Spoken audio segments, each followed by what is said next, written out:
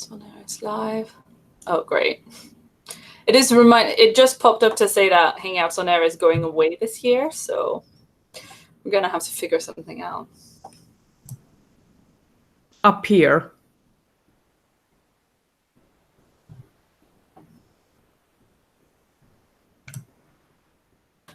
Hello, everybody. We are live now. We just started with me saying some cut-off sentences, so that is great. Welcome to Stitch and Bitch. Welcome to my channel. I'm Claire. We are going to go around, introduce ourselves, and introduce Stitch and Bitch and what we're doing. Now, there's a minute we might be joined by more people, but it was a little bit up in the air for a couple of people whether they were going to be able to make it or not. So we'll have to see. But hello, chat. We've got some first-time viewers, so welcome, Sahuni. And without further ado, Rachel, do you want to introduce yourself? Yep, I'm Rachel. My channel is Colonnati, and I'm mainly just review science fiction and fantasy novels. But right now, I'm in a crochet phase, so I'm not reading as much. Yeah, you've got a crochet like catch up / showing your projects and stuff on your channel. Yeah, like everything just happened all at once. Yeah. Once I start, I can't stop. What about you, Rhea? Yeah, so I'm Rhea. I'm from the channel The Bookfinch, and I review books, obviously, like mainly fantasy. I dabble in science fiction, and I also do like segments on manga and graphic novels and anime. Very nice, very nice. And I guess I don't review loads, but I talk about science fiction and fantasy news and fandom news as well. And I'm going to be doing very, very soon, but I'll talk about that more later in the show. But first thing we've got up on the docket is to talk about our project progress report. Now, last time we did one of these, I was working on a knitted shawl, and I kept making mistakes because I was working on it in the live stream. So I have moved away from doing that on stream, even though it was really beautiful. And I'm back to my book I haven't touched since EasterCon. But I've got hexagons of crochet, and they are in colors that I definitely know what they stand for. So these are the 4 main colors that I'm working on right now. That's science fiction, fantasy, comics, and fan fiction. And I'm pretty sure this is comic, this is sci-fi, this is fantasy. But I will refer to my diagram later. But yeah, I've kind of started sewing it together, but I'm not very far off, and I've been doing some Hugo readings since reaching this point, so I've got loads more to add to that. But yeah, I just need to at some point figure out what order it goes in. Right now I'm just going to be crocheting because that is something I find easy to do without making mistakes. Too many mistakes during the stream, says she, jinxing herself. I do the same thing whenever I'm working on mine. I find like when I come back after the live show, I'm like, oh wait, I totally didn't do the right number of stitches there. I don't rip it out though, because I'm lazy. Well, at some point I just did a hexagon that had like 7 sides and something, so I was like, okay, well, this needs to go. But aside from that, but yeah, by the way, I'm gonna probably be working on a lot of fan fiction hexagons because Game of Thrones happens, and Game of Thrones happened, and then Endgame. Well, Endgame happened first, and then Game of Thrones, and then Good Omens, and like I've been in a pit. Are people writing a lot of like correction fan fiction on Game of Thrones? Like rescue fanfics? Fix it, fix. Yeah. Fix it, fix. Not necessarily so much. It's just that Game of Thrones is an interesting fanfic fandom because it's got loads of really long works that really engage with like the world building and stuff, which is quite interesting. But we have a die. Hey. Hello. Hello. Do you want to say hi and tell us about your channel? Hi, my name's Diana. I just started my channel. I had meant to do a Women's World Cup preview thing. I got halfway through and then life happened, and now I'm trying to figure out what to do with the remaining 3 videos. I might re-record them and just make them like group stage recaps and author pairings because I got halfway through and then life. Okay, well, first of all, story of starting a video series, in my experience, you are not the first nor the last to have that problem. But yeah, did you have them already recorded? Yeah, I did actually have them already recorded. It was just like... Put them out! Okay, yeah, I need to edit them still. Don't redo them.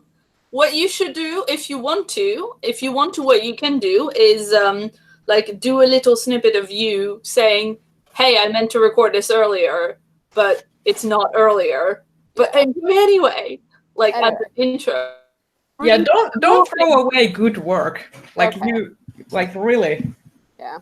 Anyway, yeah, that's what I've been doing. Women's World Cup is going great. Canada won yesterday. Thank God. I mean, Finland won the World Ice Hockey Championships, and I've been so indifferent to the whole thing. And our neighbors have been going crazy for the past like 2 weeks, and all the Moomin mugs with the grog sold out because of the captain of the hockey team or something. And I'm like, okay, sure. All my knowledge of hockey comes from Shakespeare's fandom. So yeah, I have even less knowledge than that. I mean, in general, like so many sports.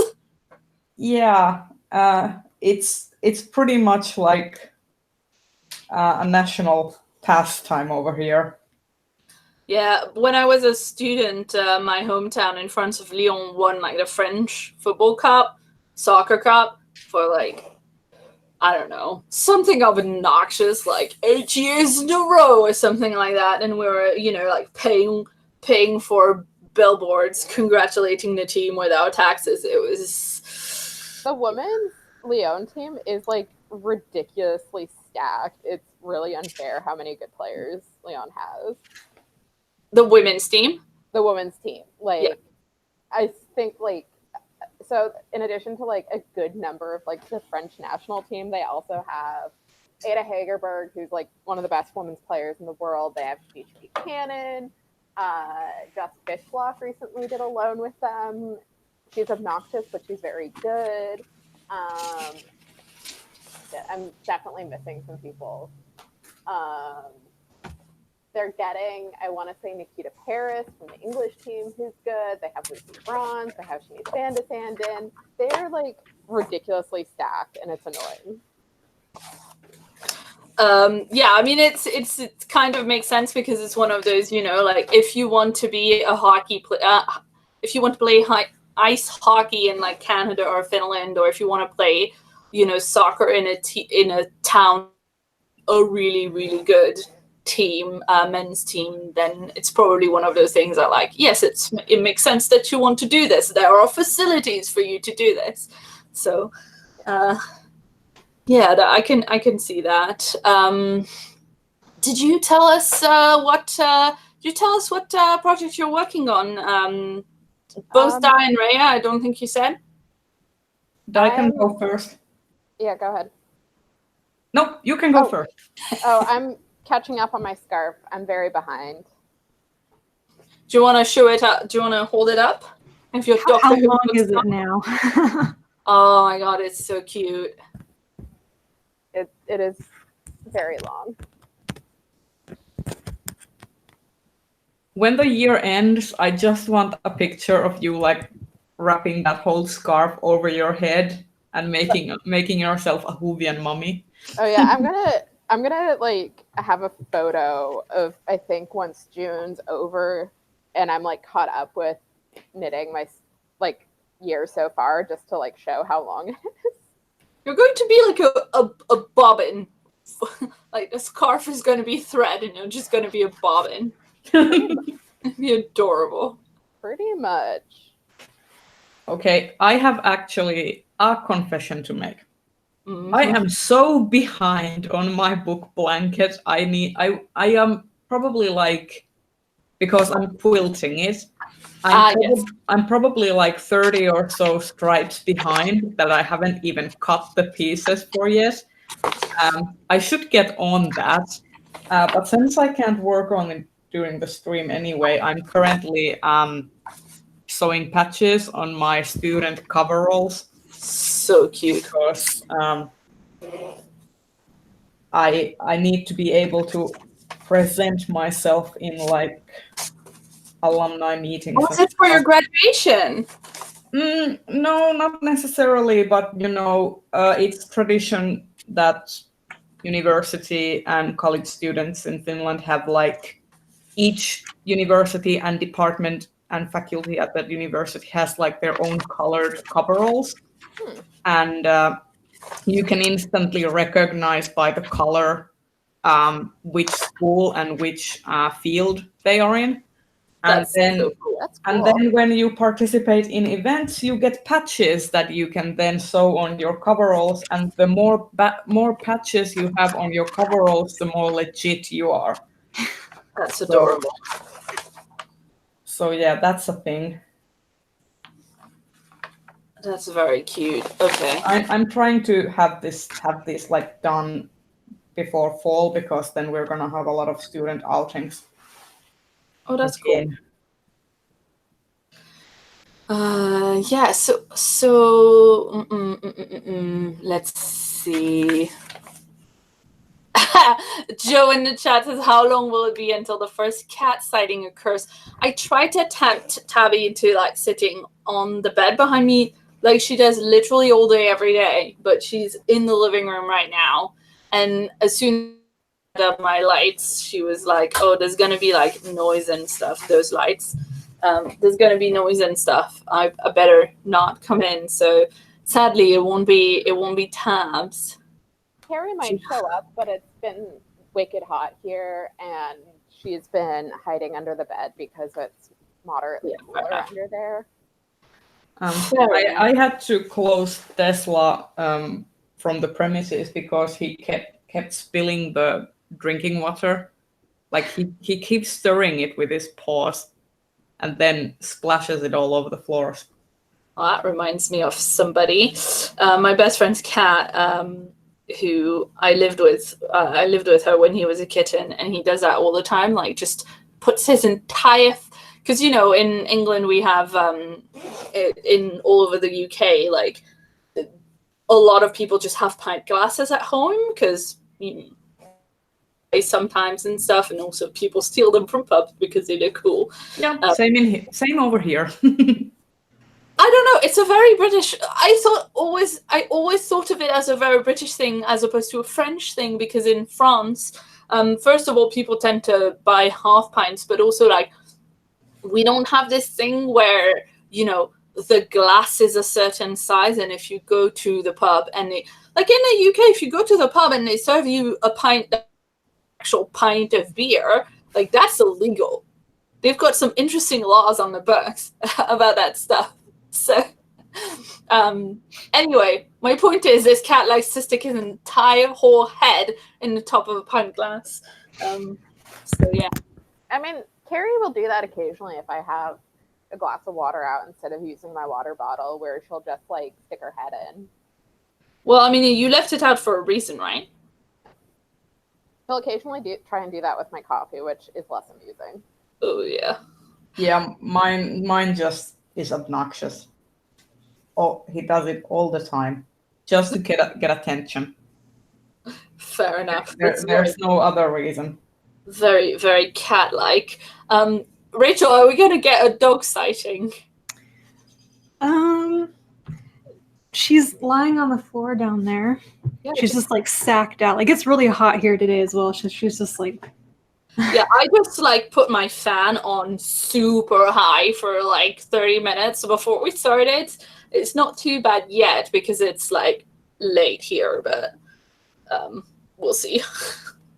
We are finally starting to get summer temperatures here. Like, it's been so cool. We had a really long spring, but we're up to the upper 80s, lower 90s now, so it's not fun to be outside anymore.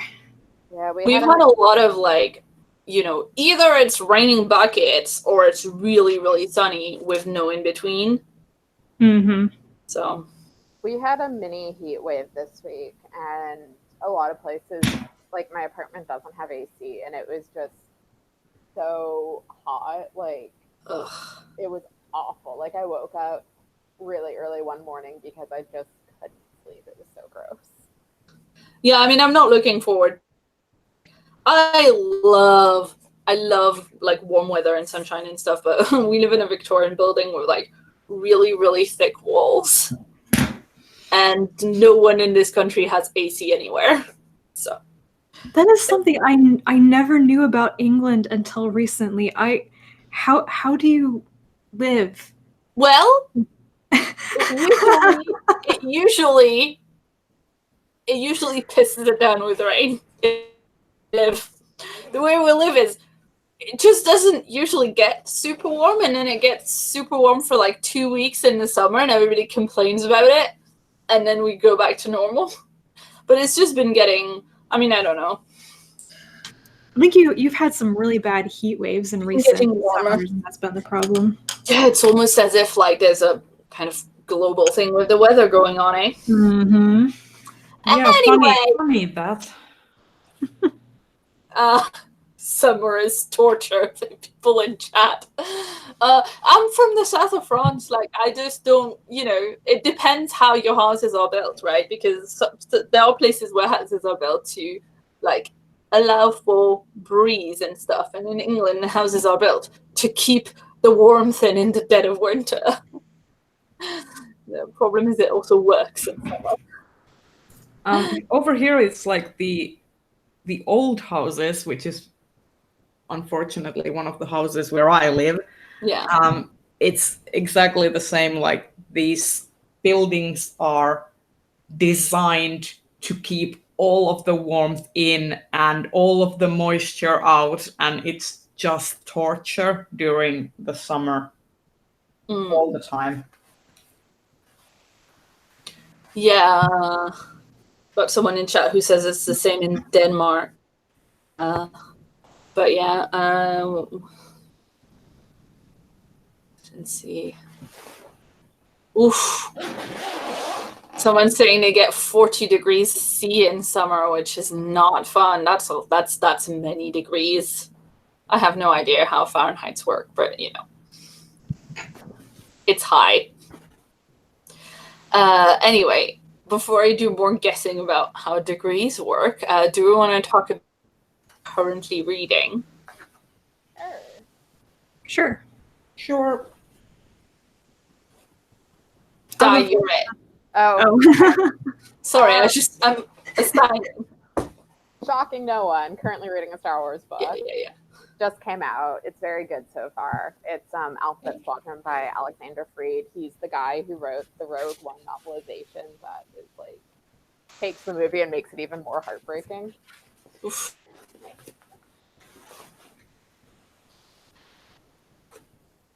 Well, like I said earlier, I am reading a bunch of stuff for the Hugos. So I've read all the short stories that are nominated for Best Short Story, and then I'm reading the graphic work finalists today. Hopefully I can finish that today, and then tomorrow on the novelettes. I'm looking at doing like a series of video reviews where I look at like each of the main fiction categories. I'm not doing YA novel, and I'm not doing series because I haven't started enough of the things for it to work, you know. But I'm gonna look at all the like best like fiction, all of the different lengths, and then graphic work as well.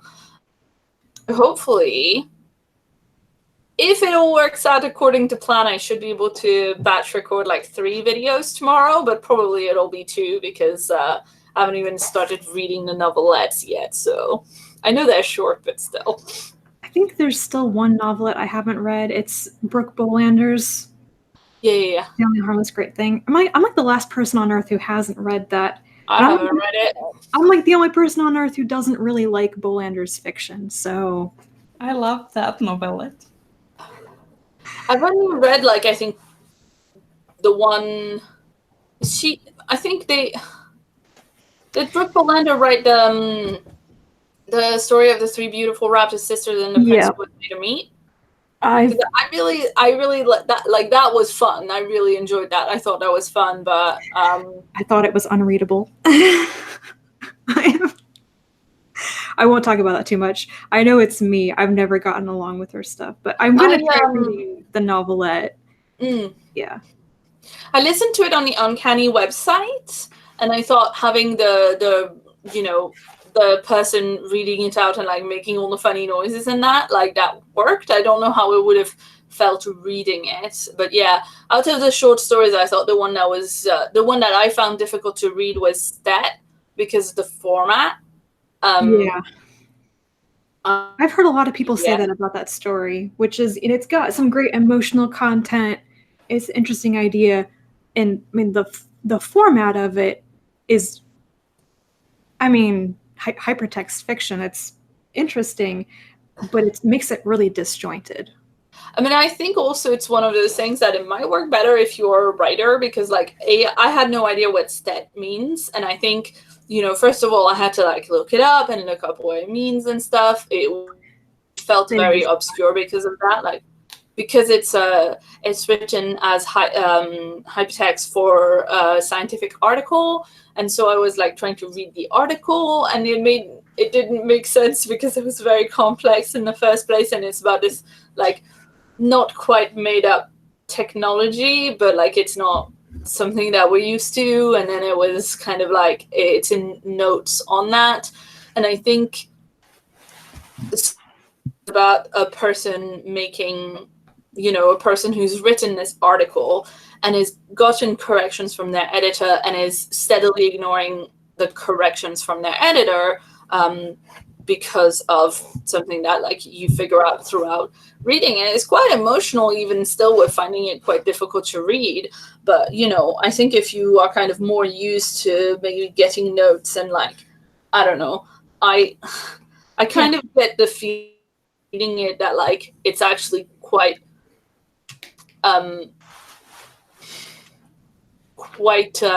uncommon to like be out there rejecting every single piece of like advice that you get. That too, yeah.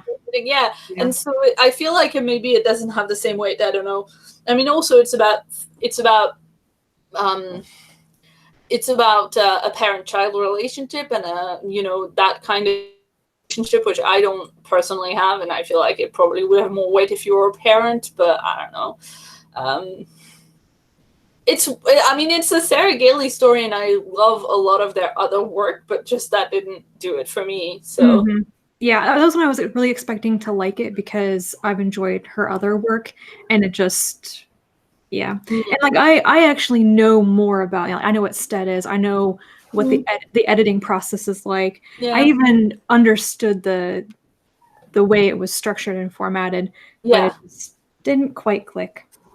So. I mean, I know a couple of people who I was talking to about it, who were like, yeah, I'm gonna not read that because like I don't want to read like that. I mean, if you're interested in reading it and you have some, you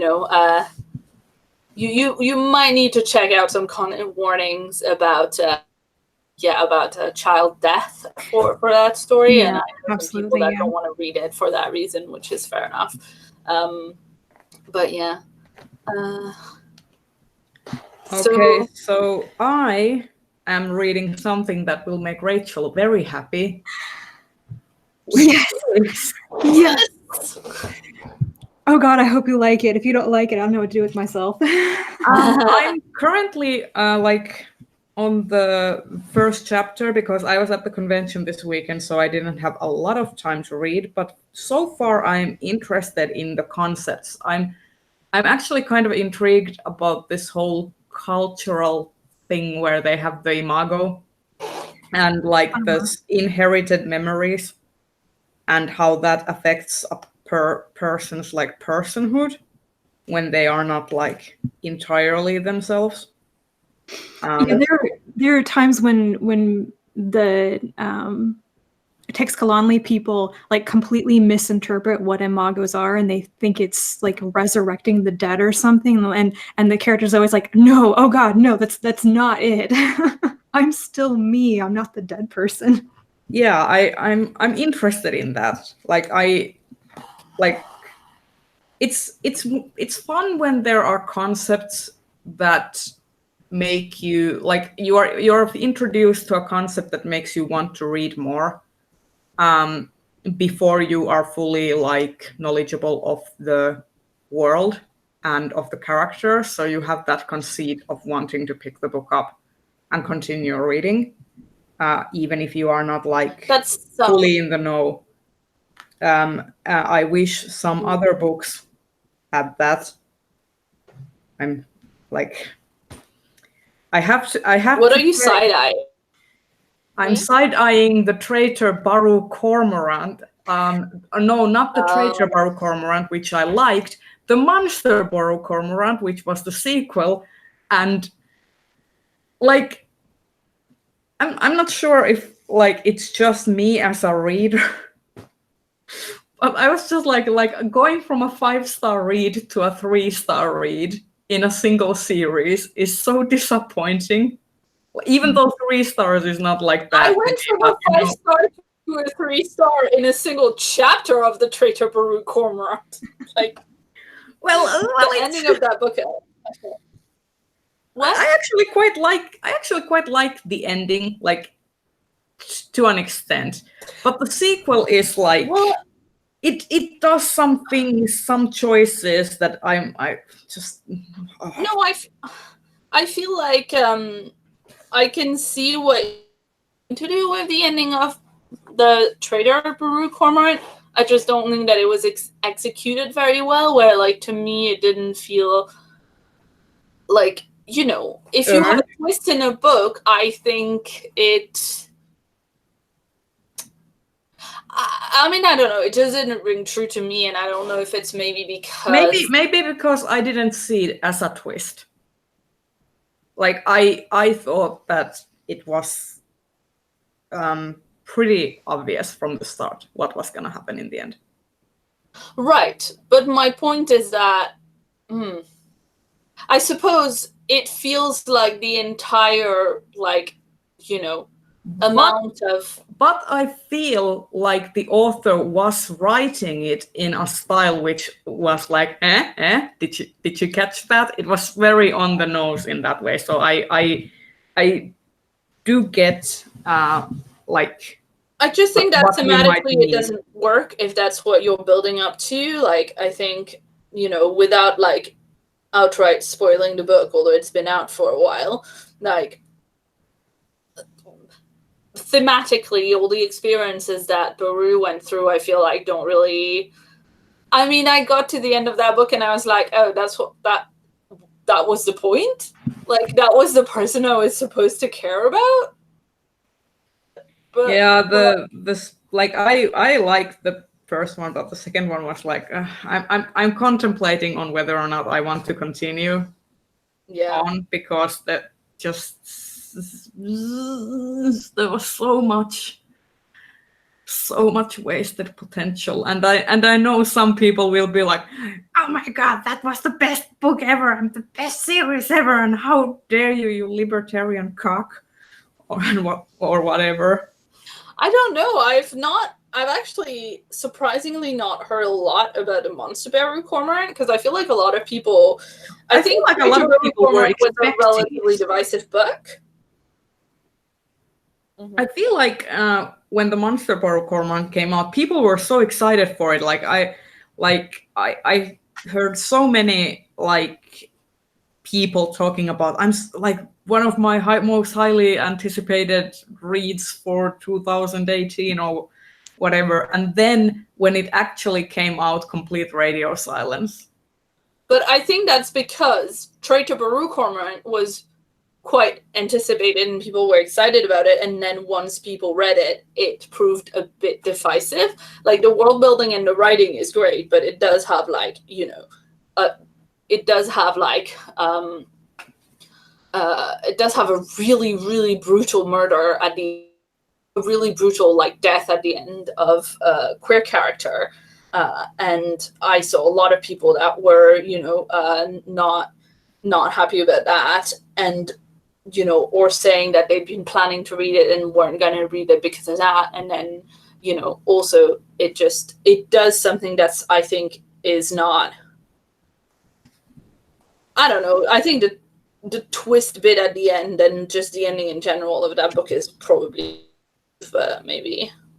Interestingly, the second book has a lot more queer characters in it than the first one. Too late, I'm still not reading it.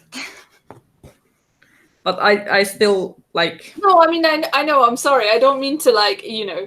I'm not saying you should read the second book because I was just sorely disappointed in it. But yeah, that I like what it took me like 25 days to finish it, and it's not even that long. Wow. I mean, it was one of my anticipated books for the end of last year, but there's a reason why I haven't rushed to pick it up. Part of me is like, I probably have to reread the first book to understand what's going on in the second, and I don't really feel like doing that anymore. I've kind of moved on. Yeah, it's a problem with something that's so like detailed and lush in terms of the world building, but then also has quite a bit of time in between the first and second. But and you know, I will say that personally, like, you know, also as a queer person, I know we're not a universal monolith, but I may be in the minority in saying that the death of the queer character wasn't the most horrifying thing about the book. Like, no, it deals with eugenics and forced marriages and, you know, conversion therapies and stuff like that. So, you know, it's not a nice world. No, fair enough. I mean, I personally like thought that those were like the bigger triggers. Yeah. Sorry, I'm like. But yeah, that was my rant. I missed the stitch, so I'm like going to the world now. But yeah, that was my rant. Like in a previous installment of Stitch and Bitch, I was like, "Yay, Traitor Baru Cormorant, so great! I loved it." And now I'm like, "Motherfucker."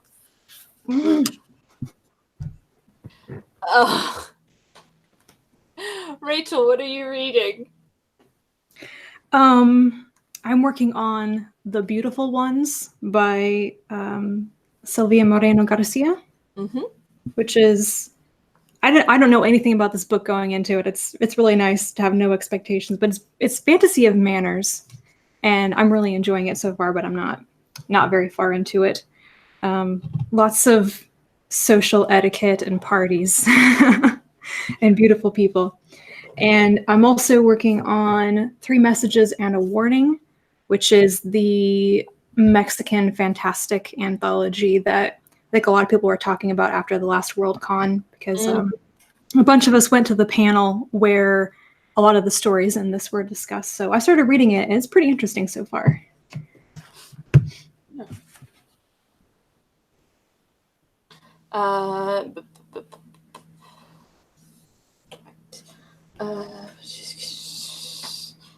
I mean, I suppose I did mention this in a previous live stream that I did on my channel to do a bit of a wrap up from earlier this year. But yeah, a lot of the thing that I've been reading recently, aside from my Hugo project, has been fanfic, and I don't really have I'm a very haphazard fan fiction reader, so I don't like keep lots of like good records so I can tell people my recommendations. which I Where? know is bad, but well,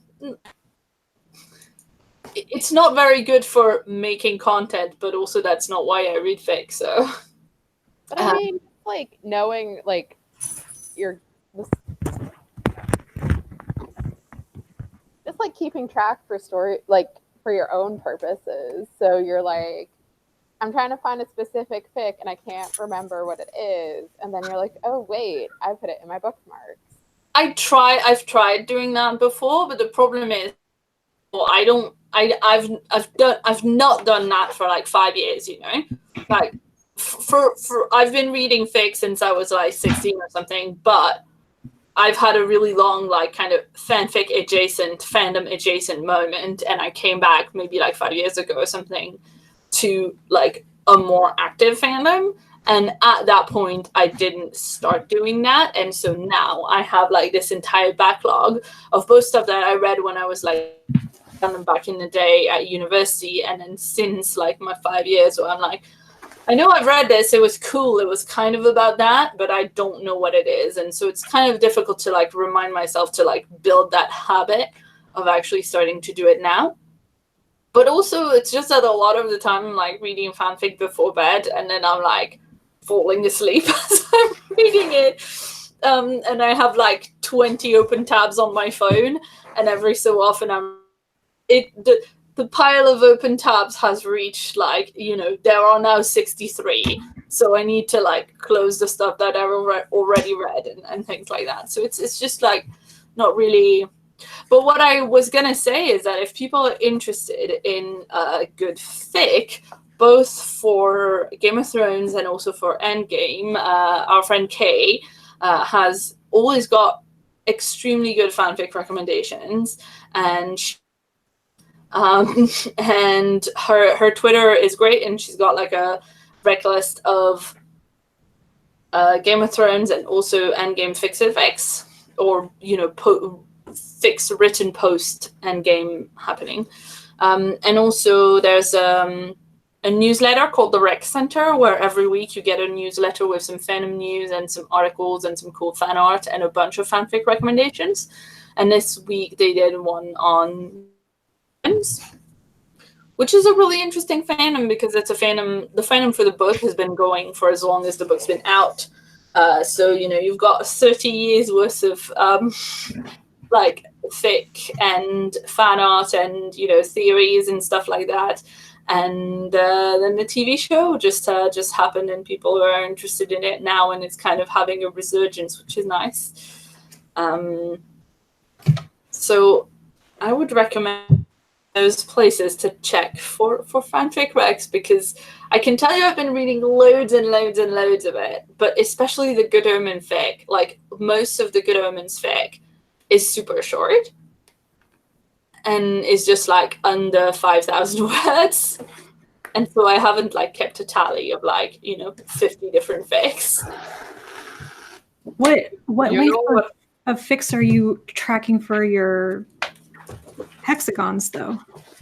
So the idea for the hexagon was that I would do a hexagon whenever I was reading like a novel length fic, because sometimes if I'm reading a fic that's like, you know, oh, I've just read this in, you know, 20 minutes before bed or whatever, it's not necessarily, you know, gonna massively count. I don't know. I just had to pick an arbitrary number, and I picked the same arbitrary number as NaNoWriMo. So it's like, if I read a novel length fanfic that's like more than 50,000 words, I'll count that as a square. I'll count that as a hexagon. And then that's kind of like, you know, I'm going to do a square. I'm going to do a hexagon for Good Omens, because I've been reading probably that amount's worth of fic, but they were a lot of smaller ones. Mm-hmm. But, you know, I can tell that I've been reading kind of, but they are all quite, you know, and there's probably, I could probably find, you know, 10 or 20 fics that are between 1 and 5,000 words that I would say those are good. If I had to, like, you know, have a list to go with my blanket to justify the presence of a hexagon. It is now justified because those are actually quite good and they come up to the tally. But it's really like, it's the thing that we were talking about in a previous episode, I think, where like, if I read, you know, 2 fantasy novels like at the same one after the other, and I want to have something in between, like, No. it's Sorry. reasonable that some fanfic reading will have happened. I'll be right back. Yeah. Do you know what fanfic I would like really much? And I'm wondering if I will have to write it myself. John Wick. John Wick fanfiction is something that I really want right now. I saw the 3rd movie and I am ready for like that world to be in my eyeballs in fic form. The AO3 says 381 works in John Wick movies. Jeez. I know. You know. I see a kitty. Yep. Carrie! Hi, kitten. Come on. You need to let me move.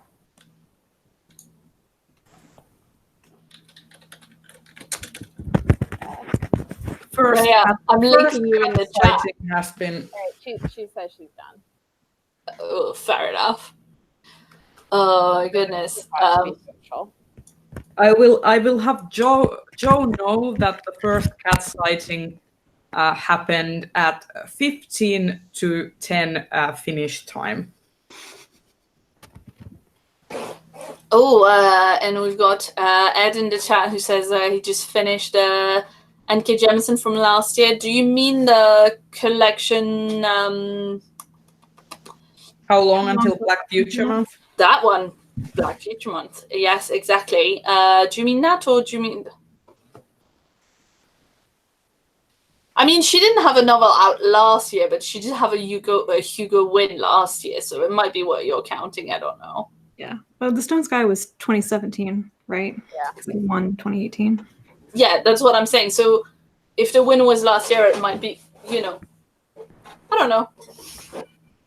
Yes. Okay. I think he does mean how long until Black Future Month, which I do have on my shelf. I have a tiny bit of,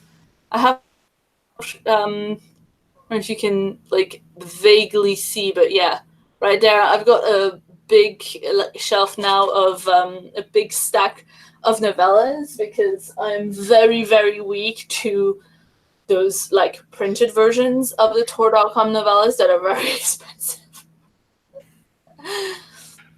And I have a pile of those, and next to that pile right there, I've got a bunch of collections, and then it's a bit new for me, but exciting. Yeah. And I guess that leads us on to media that we're consuming. Shockingly enough, I have watched Good Omens. I watched it too. I could not have guessed, Claire. I swear I'm the only person in the world right now who has neither read nor watched Good Omens. Well, I read Good Omens when it... Well, no, that's a lie. I did not read Good Omens when it first came out because that was 30 years ago, and I was 0 years old when it first came out. yeah, exactly. I read Good Omens like when I moved to the UK. So I read Good Omens like probably 8 or 9 years ago, something like that. I don't know. It's funny.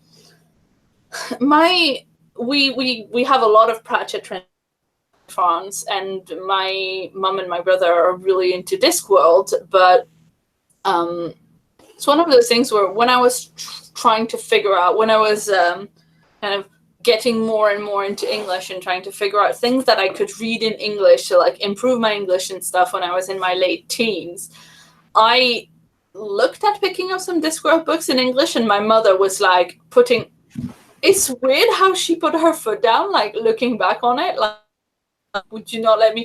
She was like, oh no, the English is going to be too complicated because it's all about like wordplay and puns, and you're not going to like get anything out of it.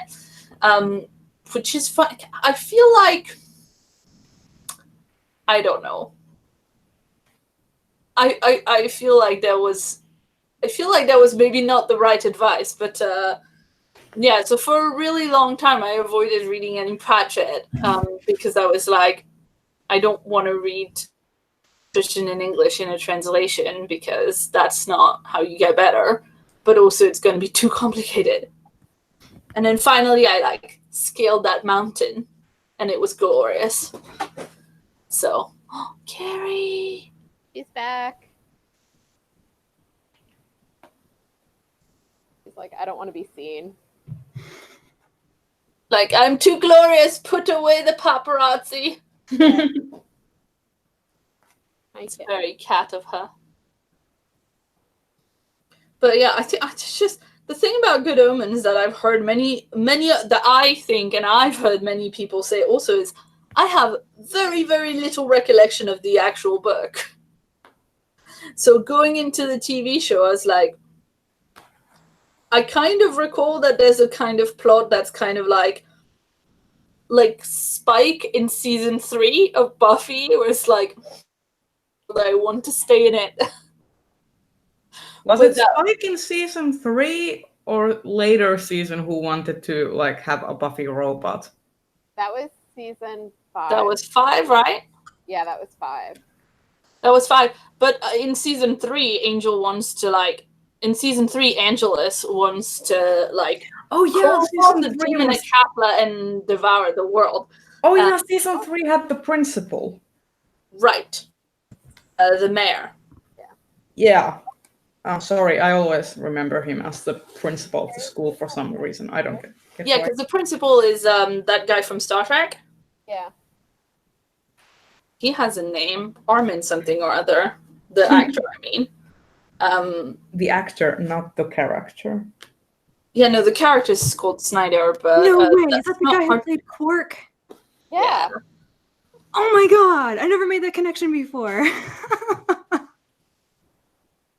The actor is actually really cool. Like, I heard an interview with him on a podcast recently, and he's like doing a lot of like really cool charity work. Yeah, he's one of those actors who pops in on a lot of different places. Like he like had a guest star in SG1. He showed up in Warehouse 13. I loved SG1. Stargate SG1 was like my jam. I think I saw the movie when it was like on TV a long, long time ago, but I never got into them. The thing is, like, Stargate SG1 and Farscape were like the sci-fi series of my teens because they were aired in Finland during like the 10 p.m. slot. So I would always watch them. Yeah, in France we had one of the like, I don't know, cool hip young people TV channels had this like slot on a Saturday called Saturday's Trilogy, and they'd show like 3 episodes of new like sci-fi shows, and it was like this slot ran for years and years and years and years, and it was like Buffy, Roswell, Smallville, Supernatural, like all that kind of stuff, like everything like that was in that slot. Yeah. And it was so weird because I don't know if you had the same type of syndication thing in Finland, or if, even this happens in the States when like stuff is re-aired, but we would have like one episode of Buffy, whatever season was current, and then if they had nothing else new to put on, they'd put like season 1, and so you'd be like season 6 and then like a bunch of reruns.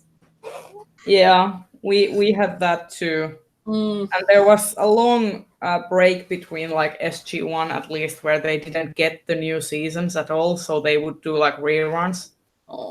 And I think the reason why they syndicated SG1 in the first place was because MacGyver was really popular over here. Mm-hmm. Like seriously, I watched that show every day when I came from elementary school, and I probably shouldn't have been watching it. Like, what did 7-year-old me know about explosions and stuff? But it was cool.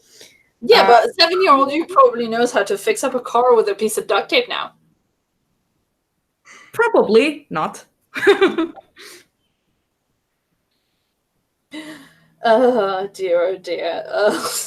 No. But this was really funny thing of this. Sometimes I recall a show that was on when I was like little that I, saw like 3 episodes of or whatever because it wasn't like properly syndicated and because TV wasn't really like properly in series that you'd get like to watch like in time properly and stuff. And several times it happened that,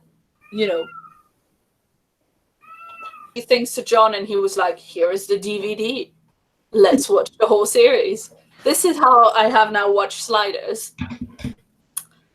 Sliders, which is, I don't know how many people, by the way, will have, been exposed to Sliders, which is a show about parallel worlds and universes, where like a kid who is like a physics student at university, his professor and like I guess his neighbor or his flatmate, whatever, the girl that he likes, they go like they go from like parallel universe to parallel universe and slide through the universes, and so each episode they go to a different universe and they have to solve a problem, and then magically for every episode their parallel selves are never boring people. Their parallel selves are never just like minding their own business. Their parallel selves are always patient 0 of a worldwide epidemic, or like the leader of a rebel cell that's like fighting against a corrupt government, or the corrupt government themselves are in a different parallel. There's never a thing where it's just like, oh well, just chill this time around. Like they are always in charge of the world, or like in a role where it's like now our presence is going to like just. Claire, have you seen the Sliders episode where they go into a parallel world and Hillary Clinton is actually the president? Oh, and they are living in a horrible dystopia. That what? episode did not age well considering the real life events. I don't think I have, or I don't recall. Yeah, but, I mean, that's the only Sliders episode I have seen. Oh no! Oh shit! I mean, that's the thing, right? Business that happened with Hillary could own the thing that happened could really only have happened because there is, I don't know, however many, like 40 years of the media hating Hillary, like completely ingrained into people's minds. But the media doesn't have any influence over people. It's just incredible how like deeply competent and disliked for no reason she is. I mean, aside from like the reason, which we all know what the reason is, but like it just happened so quietly. It just happened so like consistently and not quietly at all during our childhoods. And now it's like you look back at the media and you're like, this was not subtle. This was not subtly done at all. Anyway. Yeah. We're probably getting a new prime minister in the UK that we haven't voted for again. Oh. So I do hope it's not the B to the G. I mean, all the options are bad. All the options are so bad and no one gets to have, anything that the majority of the country voted for. So. I'm sorry, that just sounds awful.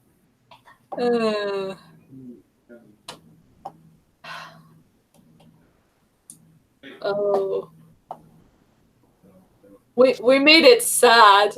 Someone talk about books, please. I will talk about soccer because that's the only media I've really been consuming this week. Is like week and a half. It has been soccer. That's fair. Are all the ladies playing soccer like all incredibly hot and competent? Yes.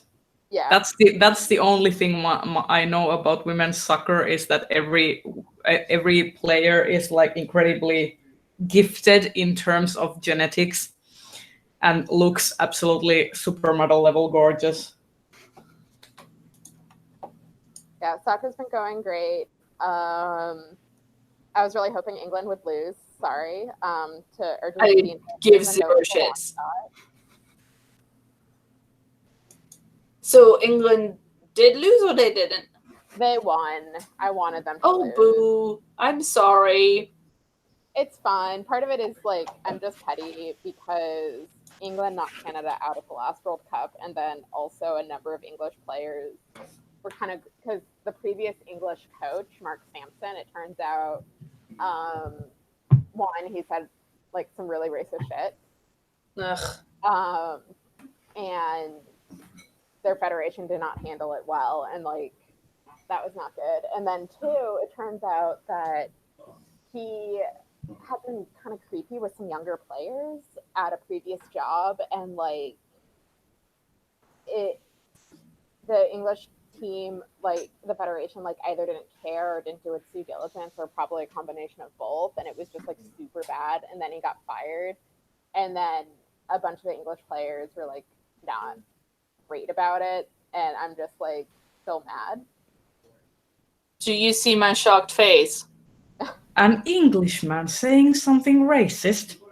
I know. How weird. Well, no, I meant more about like the combination of he is shit in all the different ways, and also they are protecting him. Yeah, it was just like that's like, you know, unfortunately very common. Yeah. Like if you don't like it's like it's like women are conditioned to a lot of the time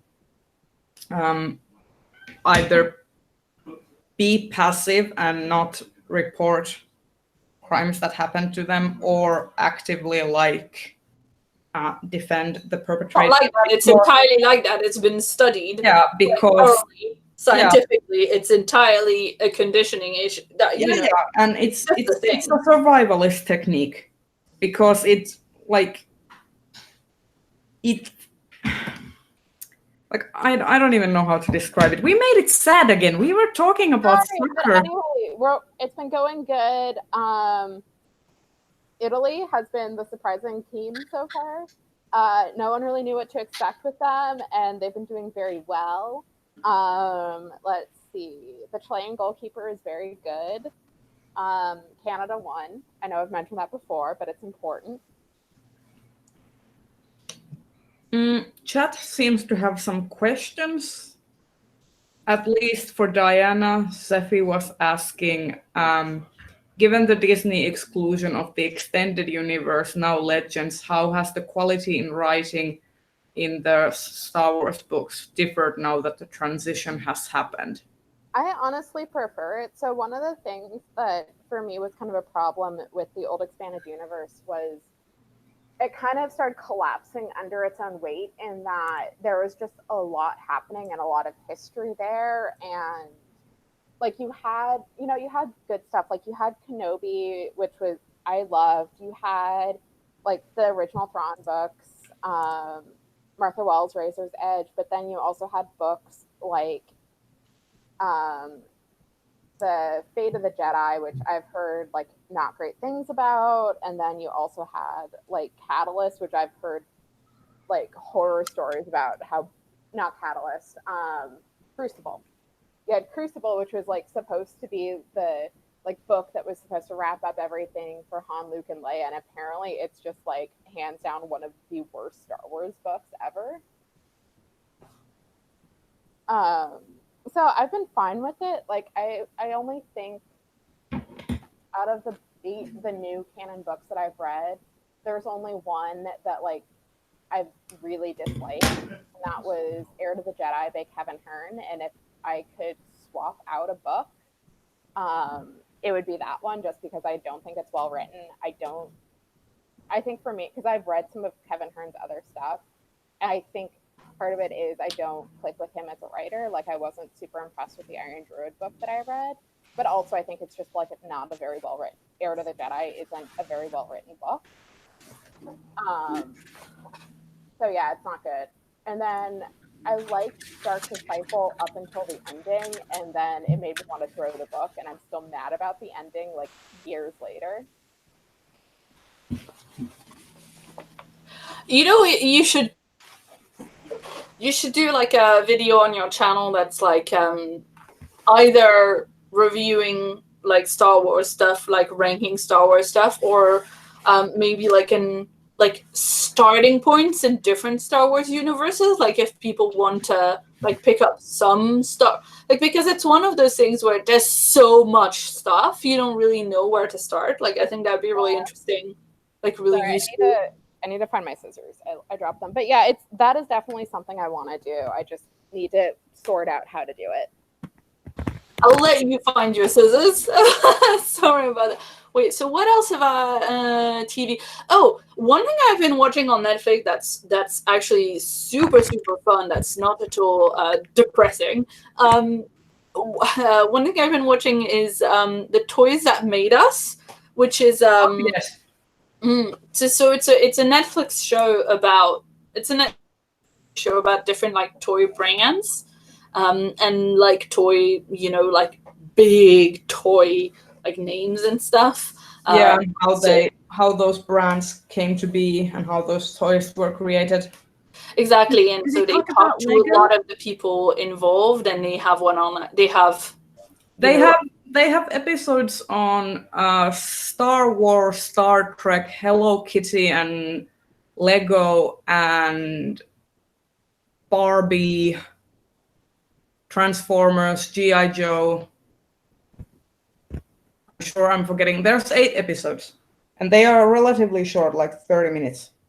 Yeah, they're 45 minutes.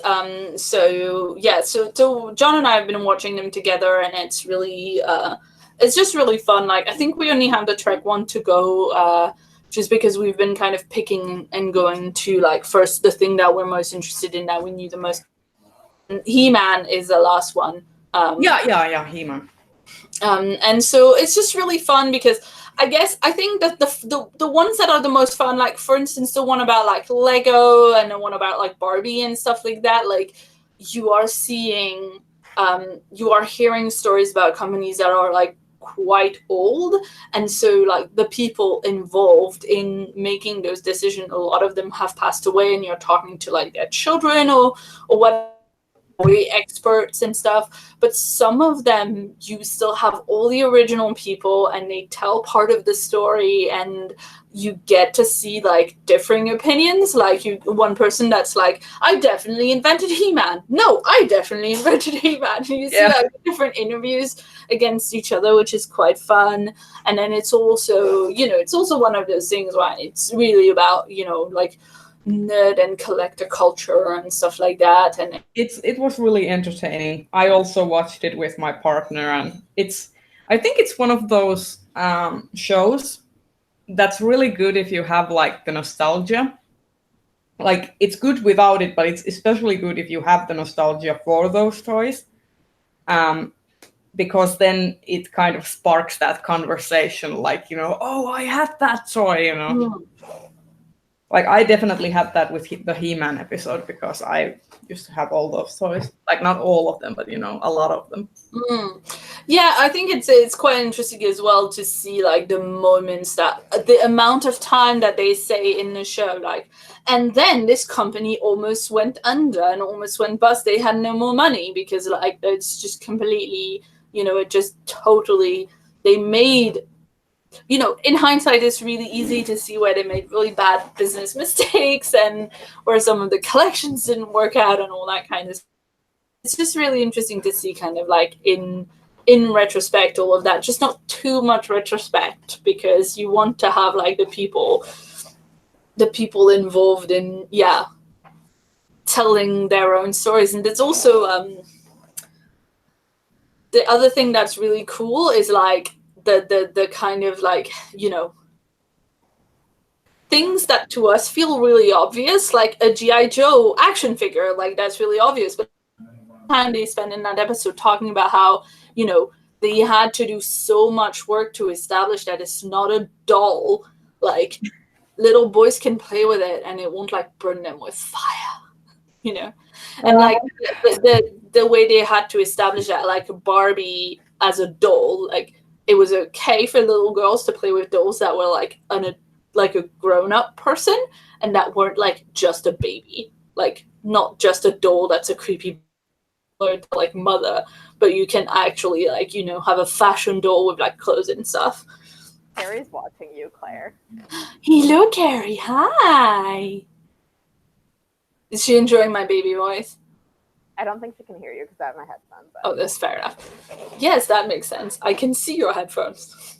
Both of my cats have broken into this room, but neither of them wants to show themselves. They are just staring at me from the floor. That makes sense. I'm still sadly catless because Tabby's in the living room. But yeah, there you go. So the toys that made us, I think that's all. I mean, I'm still making my way through Leverage, which I'm not sure if I was already watching Leverage last time we did Stitch and Bitch. What's that about? Oh, okay. So Leverage. Oh my god. You're gonna love it. No, Leverage. I think you're gonna love it. So, it's a heist show. So it's a show about like a team of like the setup pitch is basically that there's this guy who used to work for like an insurance company, and what he would do is investigate like claims for like insurance claim for art thefts. And so he's an art specialist. He knows there is to know about like, you know, just he's a special. He's a special kind. I can't talk. Anyway, he knows everything there is to know about art and art theft as well, and he knows all the art thieves around. Like, he's come across these different people's work in his work for the insurance company, but then some bad stuff happened to him personally, and he left the company kind of at odds. He doesn't really have work anymore, and then he just, you know, at some point pulls together a team of really good thieves to do a revenge job against this insurance company that basically like let his son die rather than pay out the insurance money for this like treatment for him. This episode basically it's like, you can, you know, if you do this heist with us, you can take revenge on this company, and he's like basically sure masterminding the whole operation. Anyway, he's like the least interesting character in the entire show, but obviously he's the main character because, I don't know, men wrote it. So the show has like this, there's this woman who's like basically they're all really good at what they do, right? There's a woman who's really good at like the physical side of things, where like she'll, you know, rappel down an elevator shaft and like go through the vents and then do like the Mission Impossible stuff and like dodge all the lasers and steal the thing. There's a guy who's really good at fighting. There's a hacker genius, and there's a woman who's like a really good like con woman, like basically she will come in and like sweet talk anybody into doing anything. And basically Nate organizes all of them, like comes up with the plan of how they're going to use everybody's skills.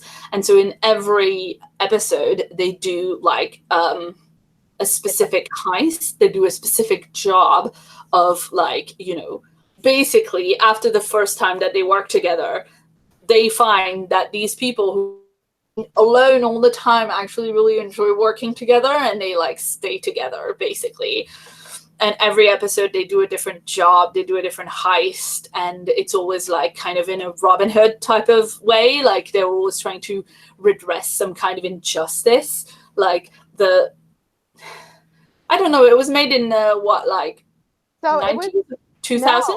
Yeah, so it started in late 2008. And like there was very much a tonal shift between seasons 1 and 2, because season 1 is very much like, oh, you know, the rich are kind of bad, like we'll rob them, we'll, you know, sometimes the bad guys are the best good guys you'll get.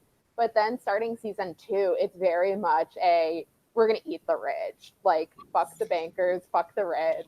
Like the first episode of season 2 is literally just a massive critique about how the U.S. bailout was handled and how it allowed, you know, the people who collapse the economy to get richer. Yeah. There's a whole episode about like, there's a whole episode in which Danny Strong, who you might know as Jonathan on Buffy, and Paris Geller's boyfriend in that other show. Gilmore Girls. Thank you, Gilmore Girls. And also a million other people on a million other different shows, because Danny Strong is great. But Danny Strong is like a really shifty dude whose business model is like to foreclose on houses of people who can't, like, just basically like just giving out really, really, really high loans so that he can then foreclose on people. So he's a scumbag, and he's very good at playing like terrible, terrible humans, you know.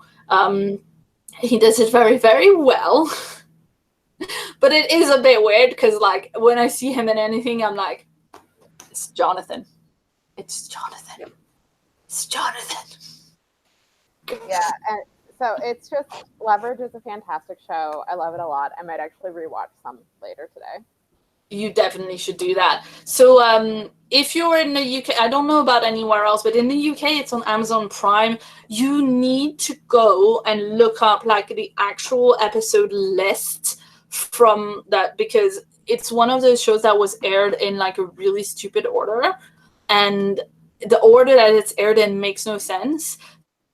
The DVDs or someone to lend you the DVDs, and you want to watch it on Amazon Prime, you can, but you need to look up the order that the creators approve, because it literally has like the order it served me up 2 episodes in season 2 entirely spoiled the whole reveal of one of the episodes. Like, there's an episode where there's like a new character that shows up, and you're not supposed to know that she's a big like show up in the rest of the show, because she's just, you know, basically she's an NPC for that episode, right? Like, she's just a secondary character. And then at the end, she's like, aha, I was like gonna work with you guys all along. But it literally served me up an episode where she was already an established part of the team first. And it was very confusing. That is weird. Yeah. Anyway, like, why does syndication do that? And I mean, like, it's not being syndicated right now. You know, they could have just corrected it. And that's not an error in the way it was syndicated. That's an error in the way Amazon has put it up. Yeah, and like the first season in particular is really bad in terms of like season 1 was really aired out of order. Because there's like an episode that, because I watched most of season 1 when it aired. Like there's an episode in season 1 that's supposed to come later, because it's like, it's supposed to show that Elliot's kind of opening up the team and is like starting to trust them. But they aired it early season 1, and so like a lot of the emotional beats just don't make sense. Yeah. And so the fighter guy, the hacker, and the thief, the woman who's really good at like all the, like, those 3 characters, Parker, Elliot, and Hardison. If you go on Tumblr for like 5 minutes, you've probably seen GIFs of them, because they're delightful people. Parker is like, she's introduced, right? Like, her first scene is like people going, oh no, it's Parker, she's insane, you know? And then the illustration of that, you know, just to show you that they're not like just hyping her up for no reason, is that, you know, Nate is doing the countdown, like everybody has ear, like, all right, you go on 3, 2, 1, and on like 3, she's like running and like jumping off a building with like a cable wire. She's like, just really likes to jump off of high buildings with a cable wire. I really need to try watching this again, because I'm one of those people who was so confused by season 1, probably because of that syndication thing. but it sounds delightful. Yeah, And it's like, it's not streaming anywhere in the US. Sadly, I own it all on DVD because it is literally my favorite. It's my go-to comfort show. it's so fun, and like a lot of the stuff in it like doesn't really make sense, but the characters like really work together, even though Nate is annoying. And I wish that Nate and Sophie would just get their shit together already. But like Parker, Hardison, and Elliot are so good, and like two of those characters like get together in the show. But also the way that the show, I don't know, this isn't all like in later seasons that I've not got to yet, but basically from what I understand, like it's very, very subtextually clear that they are in fact like all three together in a relationship, and people making the show have said that that's what they wanted to do, but like they just couldn't. Like literally my I have to show you something because Cat! Please. it's trying to go inside my coveralls. Oh yeah, you can't work on that anymore. Tesla.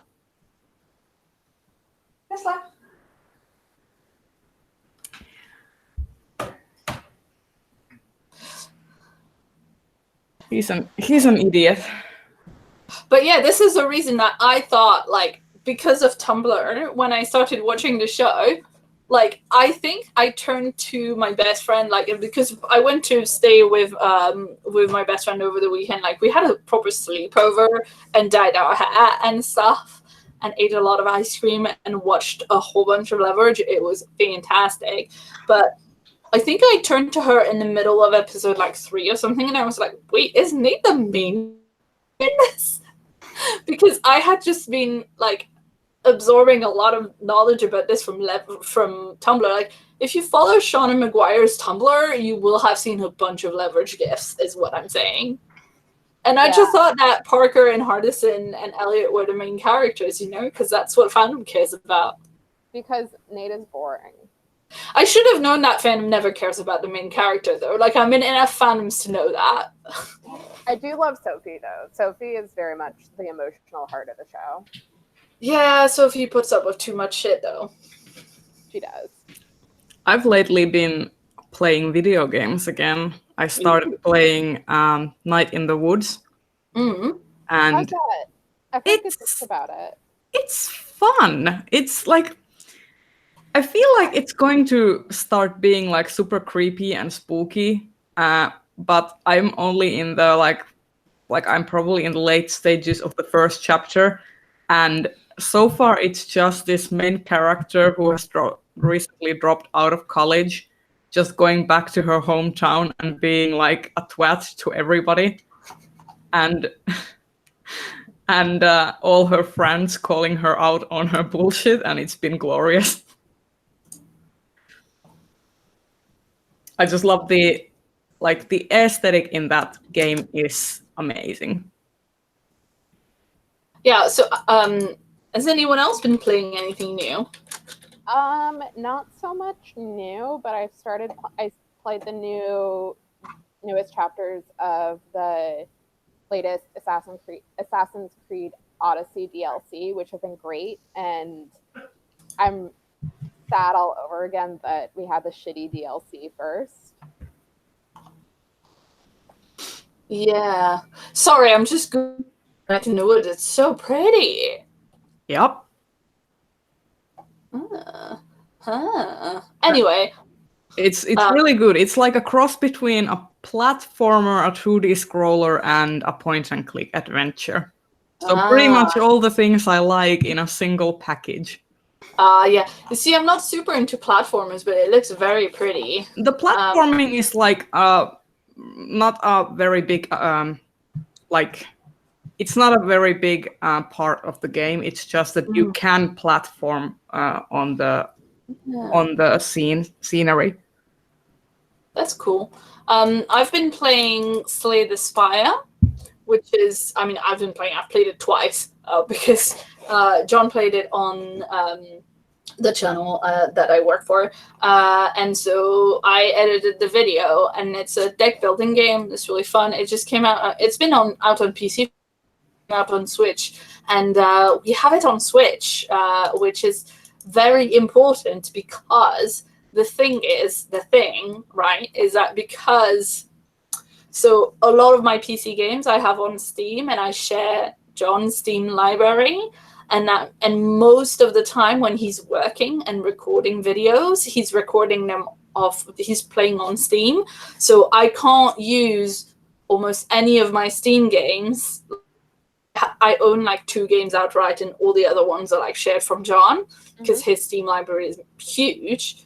But whenever he's using Steam, I can't use the shareability function. So like there's a lot of stuff I want to play I usually don't really get to because, you know, unless he's playing like Fallout or I want to play The Sims, there's just you can't do it at the same time. But Slay the Spire is on the Switch, which means that I can pick it up and play it when I nice. And it's just a deck building game with like a bunch of little I mean, if you've played any kind of deck building game, I can't recall. There's a deck. Well, Hearthstone is a big one. Oh, yeah. I meant obviously. Yeah, you're right in terms of video game. I've never played that, but I meant. But if you mean like real like IRL deck building games, game, right? Dominion is like the biggest. Yes, exactly. That's what I was thinking of. I couldn't recall the name, but like basically it's like playing Dominion, but you know, just you're on your own and there's a bunch of monsters, and I mean, you know, it's a deck building game. It's not very complicated, but I like the puzzliness of it, you know. I have a deck building game, like IRL deck building game, which has a very similar rule set to Dominion, but it's called Tanto Cuore, and it's a Japanese card game that's all about you being a master and collecting a household of maids to serve you. I mean, the thing is, you were starting to talk about it, and your face was doing this thing, and I was like, "This is going to be filthy, isn't it?"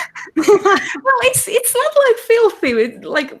It kind of is, but you know, it has this really pretty art. Like all of the maids are drawn like they're really pretty. Like you just want to look at the cards because like it's cute. Right. But the rule set sometimes is a bit like, you know, the conceit of what you are doing in the game is like, sure. Yeah. But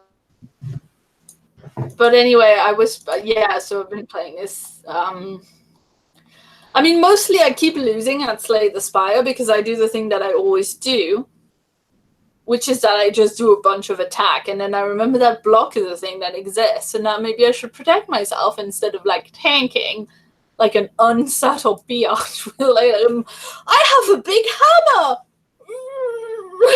That's me in every single game, and that has been my approach from Dragon Age to Mass Effect, has been to hack and slash my way through every obstacle, even when it is ill-advised. I start with Assassin's Creed because I'm normally like that. Like well, not so much with Dragon Age because I like being a mage. But like with Assassin's Creed, it's so much like it takes longer, but it's so much fun to just like sneak up and stab people. Because like you can, you know, fight your way through everything, but it's sometimes like just more satisfying to like pick them off one by one. I'm really bad at stealth. I mean, I still haven't finished Dishonored because I failed to escape from prison, and that was the tutorial. Oh no! I mean, the thing is, like, I just have a very, very short attention span. So, Slay the Spire is great because, and games like that, you know, they're great because like you can just do a little bit and then stop, right? Although the first time that I played it, I was playing until 2 a.m. like an idiot on a work day because I didn't have a clock next to me. So, That's what happens. But yeah, it's just like, you know, I need it to either have no story at all, like The Sims, where it doesn't matter for like a month, you know, 5 months or something, and you want to get in a binge, you can do that. But otherwise, I like super short little games that I can just do a little bit of and then be like, all right, that was fun. Have you played Thomas Was Alone? I have not like actually played that. I've seen it played, but I haven't actually played. But yeah, That I think you would like that, because if you like little games that you can dip in and out of, I think you would like When Thomas Was Alone. Another one that I've enjoyed recently is For the King, which is a little like RPG basically. And I mean, I die very quickly in those games because I just decide that I can't cave. Shut up, you don't tell me what I can or can't do, little advice window that pops up that says that I want to be careful before going in that big cave. But, you know. You know, speaking of like games in general, like E3 has been happening, and Breath of the Wild 2 is coming. And I'm like usually when Zeldas get sequels, it's gonna be good, because Majora's Mask is one of my favorite Zelda games. So I'm really hyped. I haven't even played Breath of the Wild, and now I'm like counting all the reasons to get a Switch.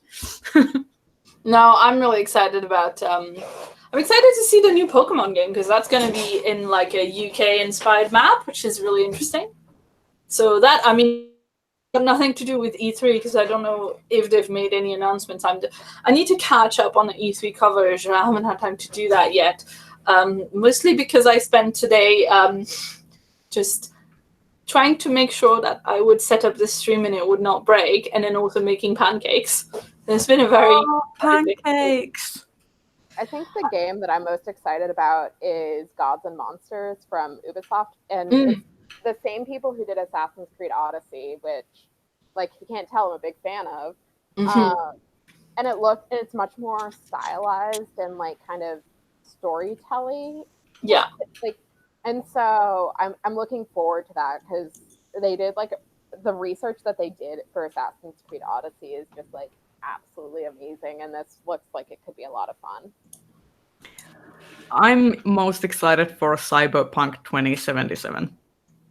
I'm like kind of excited, but then I like keep hearing things about the studio, and then there's like research. Making ladies in bathtubs, full of ice.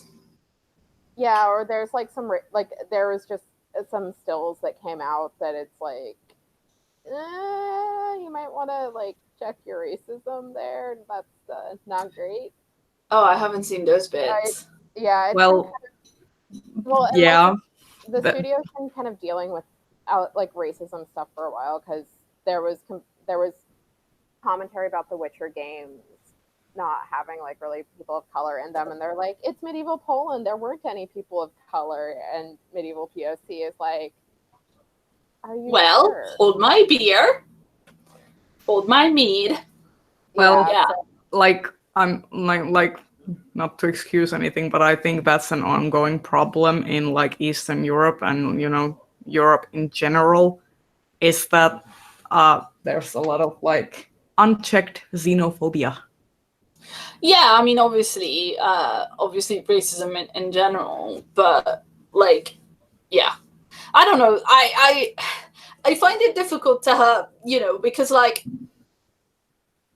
I just really don't love cyberpunk as a subgenre anyway. Like, I just don't really think, I think it. I love the aesthetic more than I love the actual like meat of the genre. Like, much like steampunk, there's a great aesthetic, but like you put punk in the name of it and your politics are fucking rotten. And also in a very, very like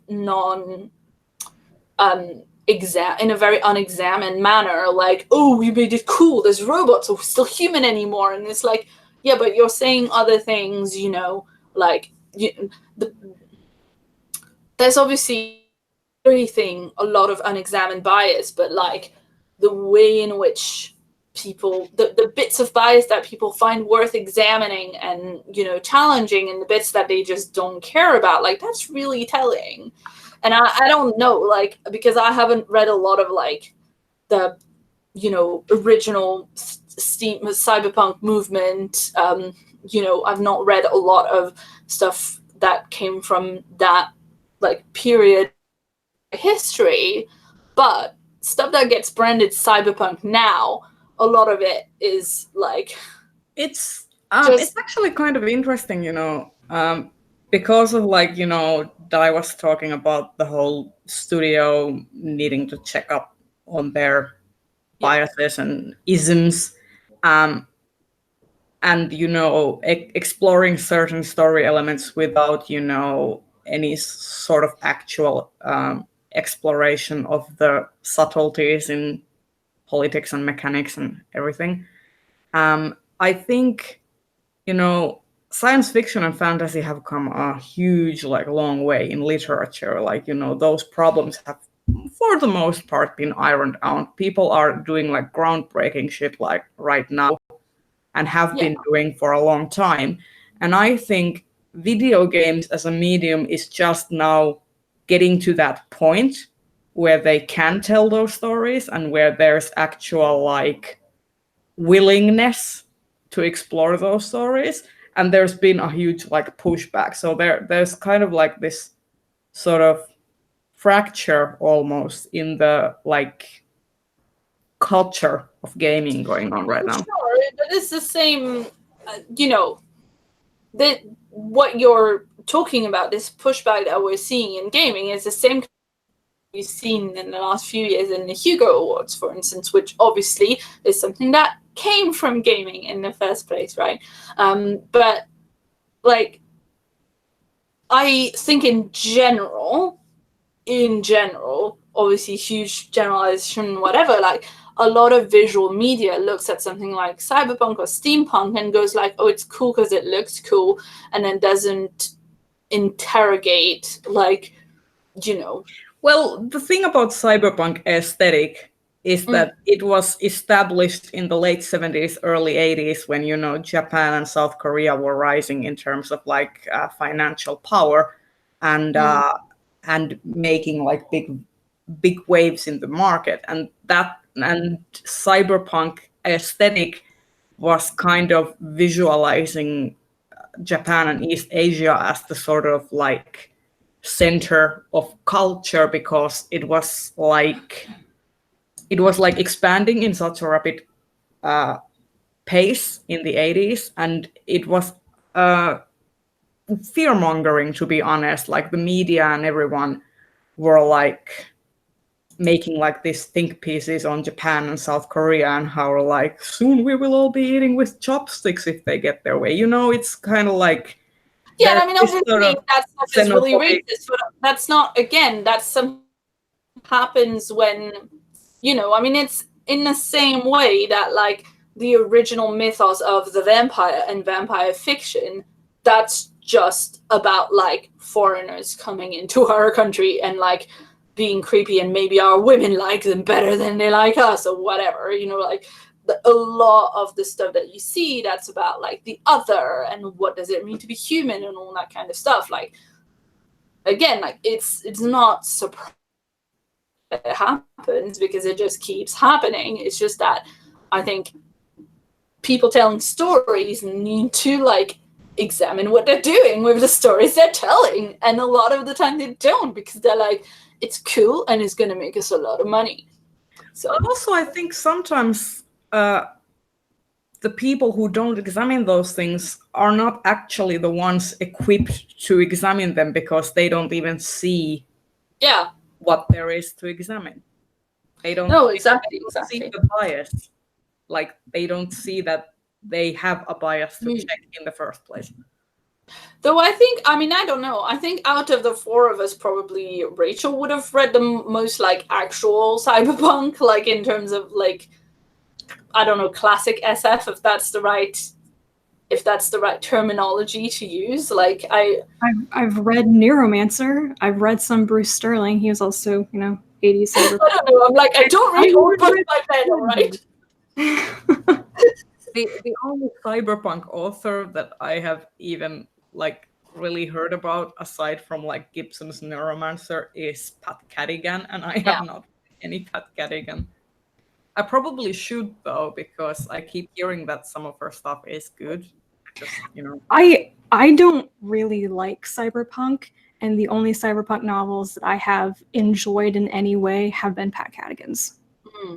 So, but I agree with a lot of people who don't think that it's a genre that has aged very well.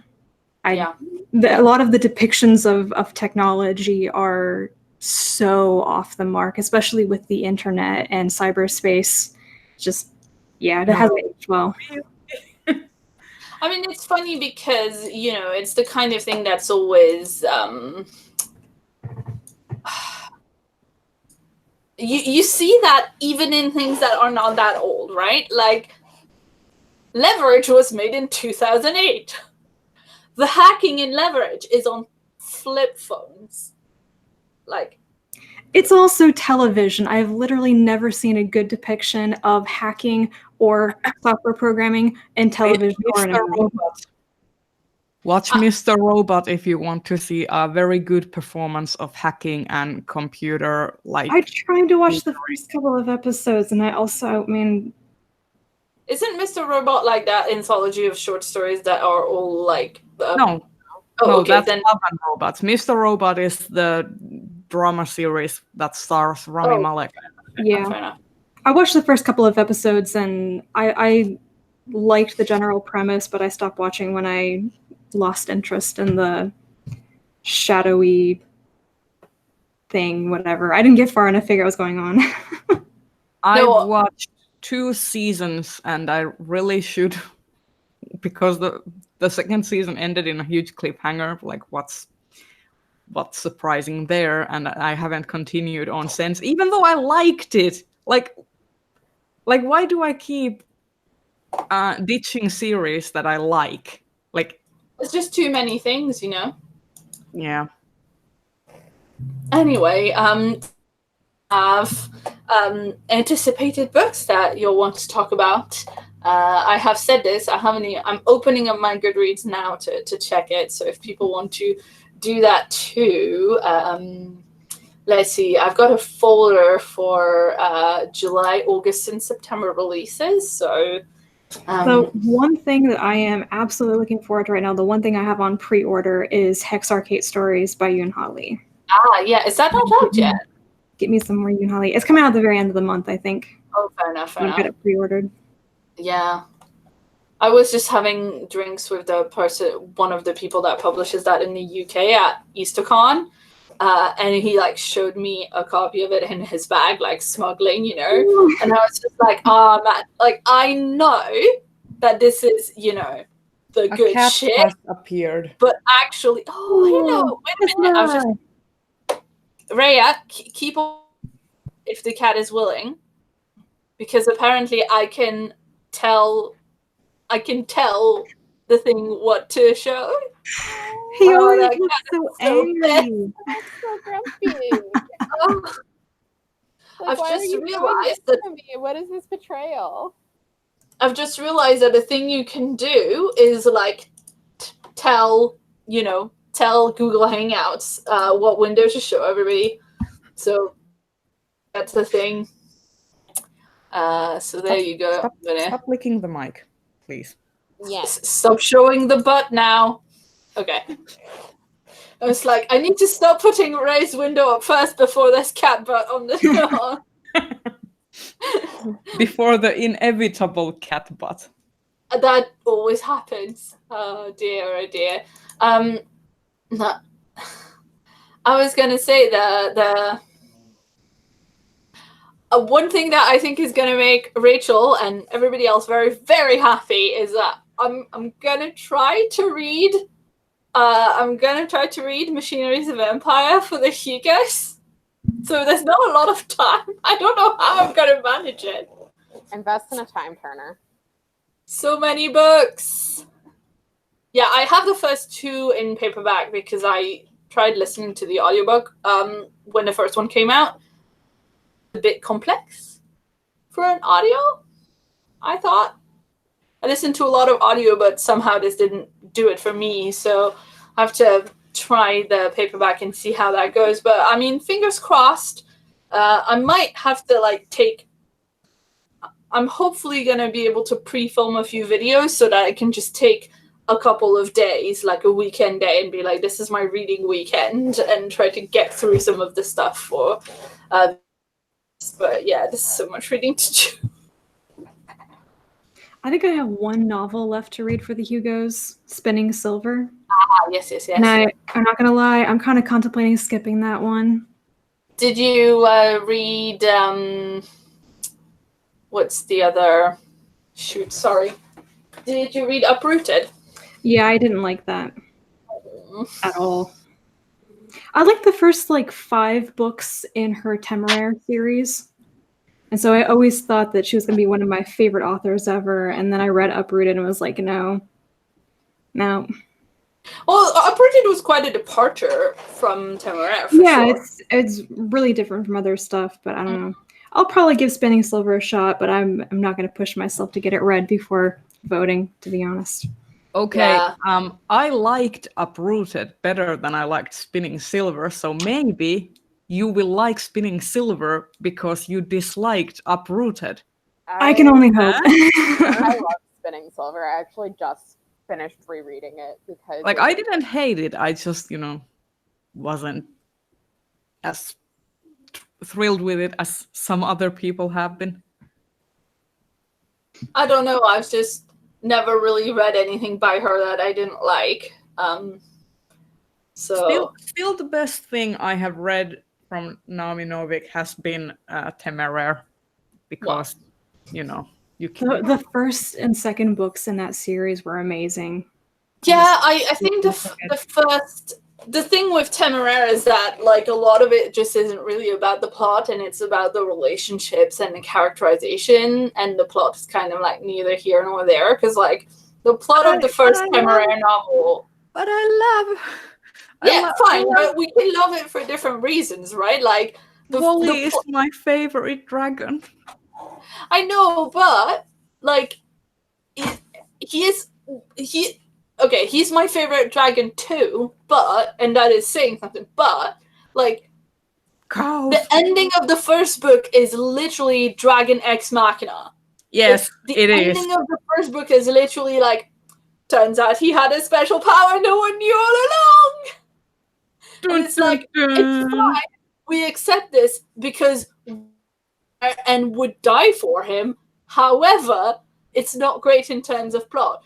But Naomi Novik's, I think it also sets up the quest to for them to go to the next place to learn more about him. Yeah, but I think also one of the great strengths of that particular series is the world building of the dragons in different places, and how the societies are shown as different. I mean, obviously it's all about the relationship between the characters, but also dragons, but especially Wally. I stuck with that series until book 6. I think it was book 6 out of 9, which I was so excited for because it's set in Australia. It is one of the most boring books I've ever read in my life.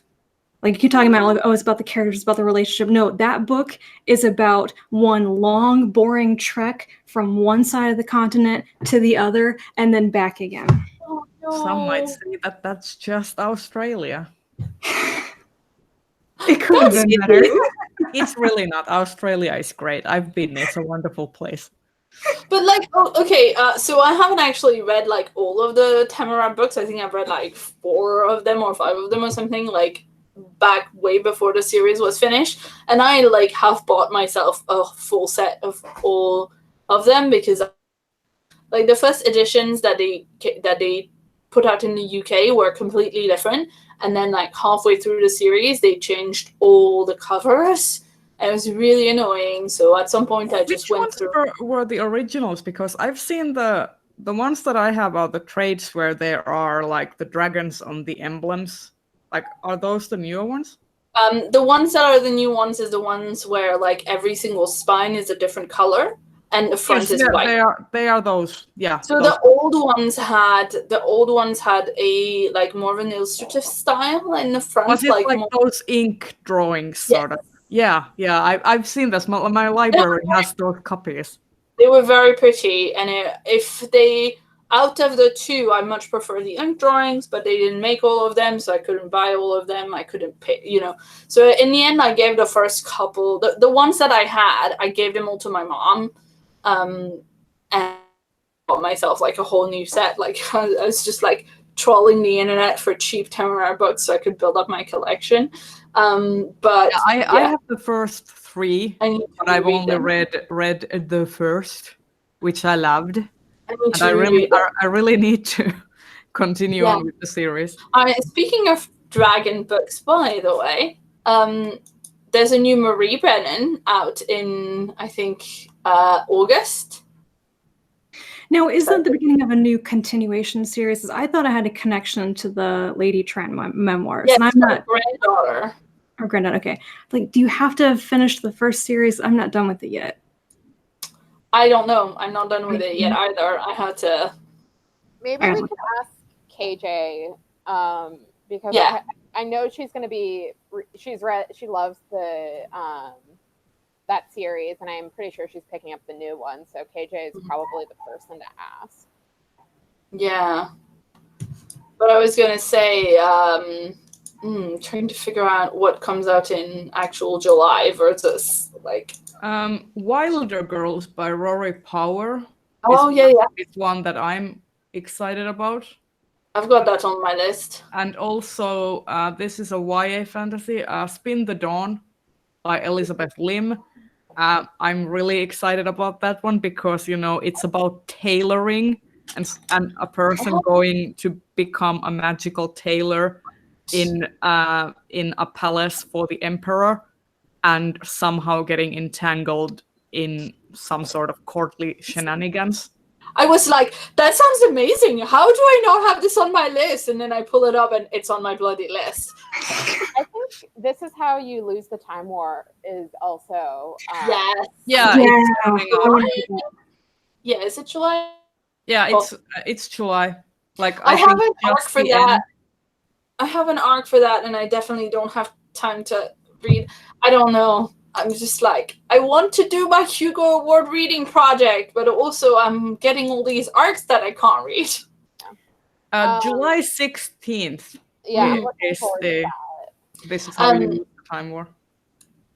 There's I don't know. There's The Survival of Molly Southbourne book, and that is the second like novella in that series by Toddy Thompson. Yeah.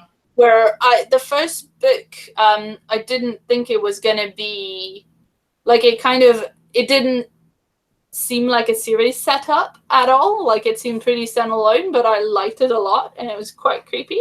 So I love the covers for those.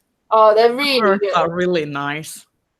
Sherry Priest has a new book as well called The Toll, which I don't know what it's about, but it's a Sherry Priest book, so I'm gonna get it.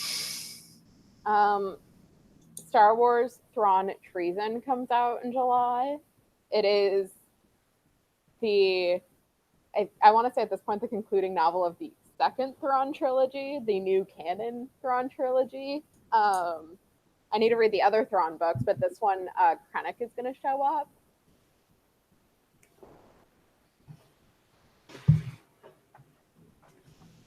Anyway, Fall or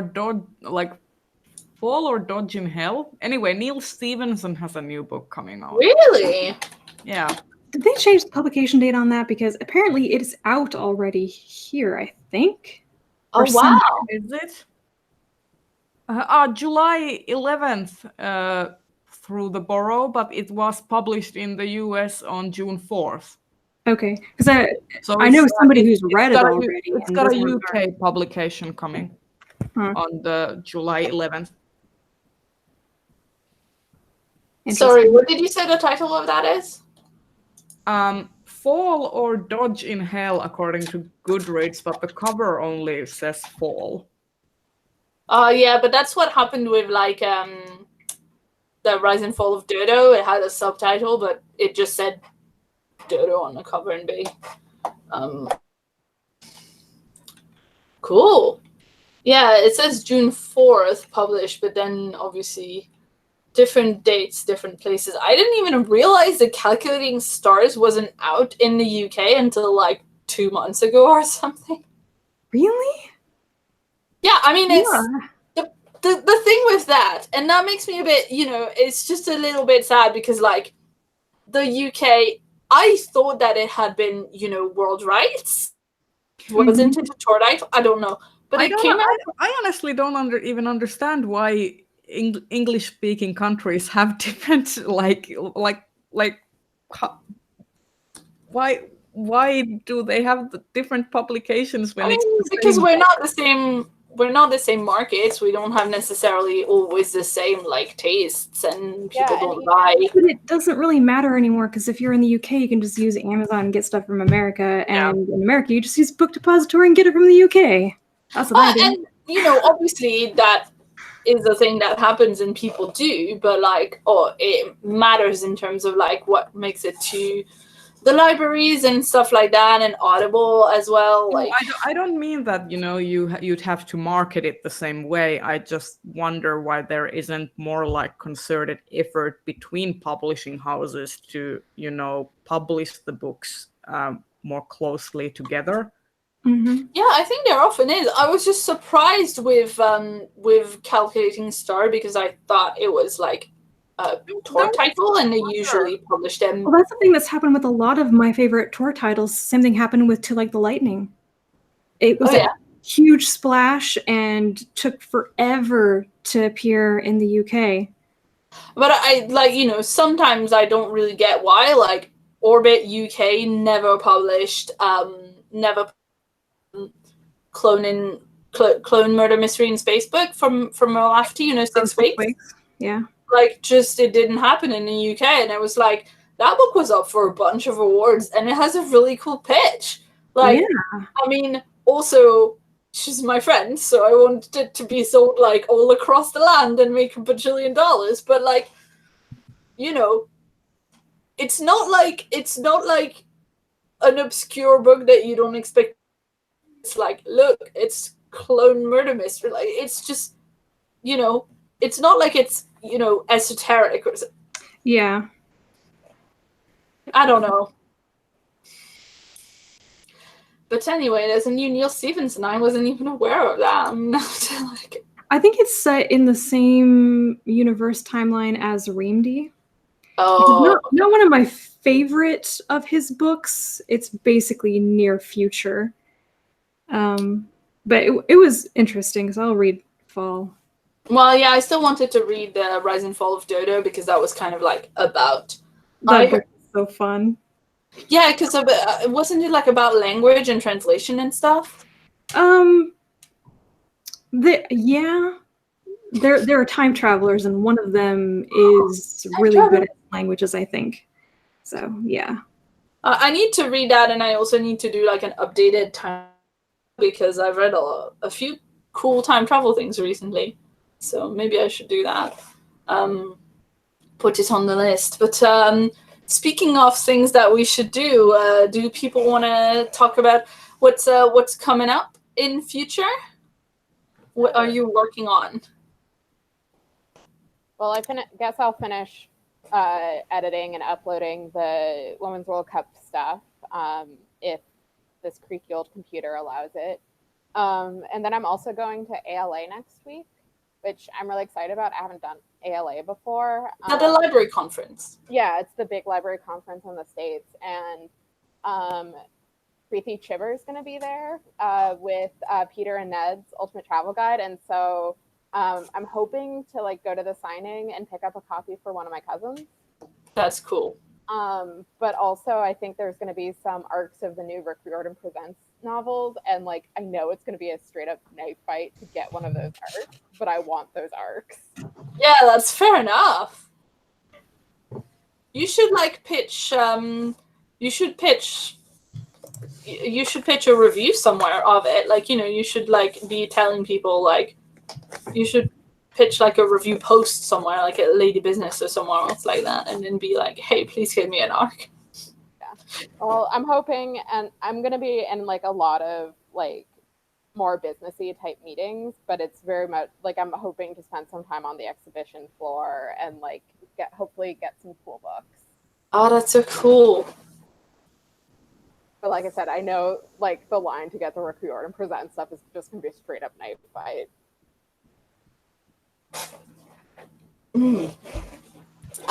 Yeah, so I mean, like I said earlier, I'm working on some for Hugo finalists, so that's kind of what I've got. Like between, I've got a few videos that aren't that planned, and obviously live streams at the end of the month to talk about like what I've been reading and do a bit of a wrap up of the month in general and my reading and stuff. But aside from that, yeah, I think genre-wise, my news show that I'm doing mostly every other week. There's been some that have been a bit delayed, but you know, they take a lot of time to whatever. They come when they come, mostly every other week.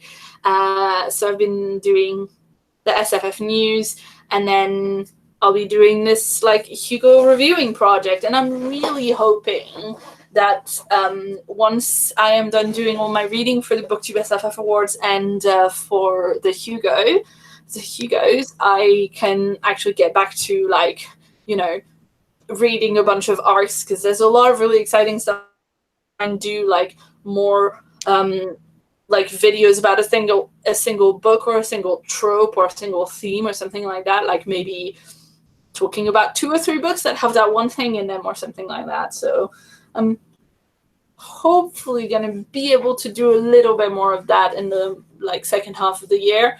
But yeah, mostly it's Hugo's coming out. That's all I can think of right now is Hugo Awards. We're going to be in Dublin. Oh my God, travel. Oh my God, we haven't even talked about the fact that like literally the 3 of us all bought like actual attending memberships to New Zealand. Yeah. Yeah. I still don't even know if I'm gonna actually physically be able to get there, but I'm like, I mean, you can probably sell it on if you can't make it, so that's fine. Oh yeah. sure, Yeah. obviously, but you know, No, I know. I'm confident that if I have it, I have more motivation to save up money and, you know, actually make it there. Yeah, absolutely. I'm so excited. I have, according to my schedule, I have the Slytherin manga recommendations coming up on Wednesday-ish. No promises, because I always have like, I have a Wednesday, Friday upload schedule. I never upload on time ever. So, you know, they come when they come, but I have the Slytherin Rex coming, and then I have some Pride Month content. Oh, that's cool. Yeah. So that's coming. Rachel? I have to finish reading Arthur C. Clarke Award winners. Oh, you sound so delighted. I'm down to the 3 that I've put off reading for the longest, and like they're not bad books. I just don't feel like reading them, but I'm committed to finishing it by the end of June, because if I get that done, I can wrap up the project and move on to something else. So wait, you've now read almost all of them? Yes, I've had a higher percentage of DNFs for this award than any other award, but yeah, I will have read or attempted to read every single one of the Clarke Award winners by the end of this month. When did you start? At the beginning of 2017. I read all but 4 of them in 2017. And there have been a couple I read before then, but yeah. There aren't that many. I think it was first given out in 1986, so I want to say 2016 was the 30-year anniversary. That's still a lot, though. That's like my age. There's so many books. That's exactly my age. Well, I mean, it wasn't as intense as finishing up the Hugo and Nebula one, because that's one where I read 33 books in 3 months. Right, this but one I had to read like 33 books in a year. Because you did a thing that's very intensive before, it doesn't mean that this thing you're doing now isn't also quite intensive. Exactly. There's a reason why I dropped it and I didn't read anything for an entire year. Like, I didn't read any of them in 2018. I can really relate on the whole, like, making a promise to yourself about doing something and then not doing it, because I said last year, I'm going to read Finnish books this year. I'm going to read Finnish fantasy. I have not read a single Finnish fantasy books yet this year. Luckily, I gave myself like 5 that I need to read, so I still have time. If I start like next month or something and read 1 per month, I still have time. But yeah, that's doable. It just goes to show that, you know. But like, every year I go, I'm gonna make a series of videos reviewing all the Hugo finalists. I'm gonna do it. Like, literally, you know, because I started my channel shortly after LonCon in 2014. So every year since then, I've been telling myself, but I've never been closer, because I've actually read a bunch of the, you know, it's possible that I'm gonna have to do the novel video and not talk about the Unhali, because it is 3 books and they're quite long, and I do have to finish the BookTube SFF stuff first because I'm a judge. So we have an extension on that, though. I was really surprised. I was really surprised this year for the Hugo Awards, because I looked at the shortlist and I'm like, oh, I feel so well read this year. because I was like, I've read almost all of the like novel contenders, all of the graphic novels, and you know, like there was so much that I had read. I think I've only got 1 novella left, and I've not even started reading the novellas. Like, I think I've read almost all of the novellas already. And then, yeah, half of the novels. And that's why I was like, all right, well, if it's only the short and the graphic novels that I'm starting from scratch, then that's fine. Yeah. And I wasn't starting from scratch because I've been reading like Saga and Monsters and that kind of stuff. So, but yeah, I have to, that's what I'm going to do after we hang up, is go read more Hugo graphic novels. So I have to read more graphic novels in general, because I have like Laura Dean Keeps Breaking Up With Me by Mariko Tamaki, and the other one escapes me. I don't know. But anyway, it's co-authored, and I'm like halfway through it, and I need to finish it, and it's good. So there's that. I've got I think it's the first time since January that I'm actually on track on my Goodreads challenge, because it turns out that Goodreads had every single one of the short story finalists for the Hugos items, so I've caught up now.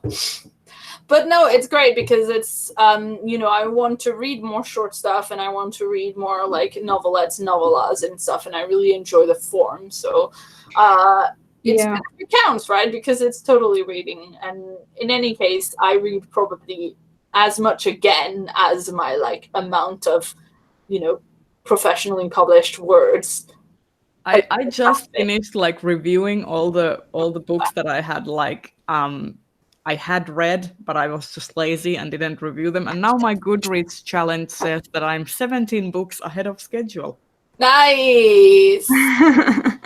Very nice. Yeah. No, I'm on track, so I'm hoping that once I put in like all the graphic novels and the novellas and stuff, I'll be like ahead of challenge schedule. What? That's not happened in a long time. I think we've heard from everybody, and it's gone 9. So we maybe gonna. do we know where we're going next month? Do we know whose channel we're going to be on? Because I think That's me. Oh, Yes, you're next. that's Okay, I me. wasn't sure if it was you or Bree next, and she's not here. So. Bree is after me, I Mhm. think. Well, I don't recall for sure, but let's say you're here and you can say yes to that, and then if it was the wrong order, then we can just, fix it later. It's most likely me. Yeah, it's fine.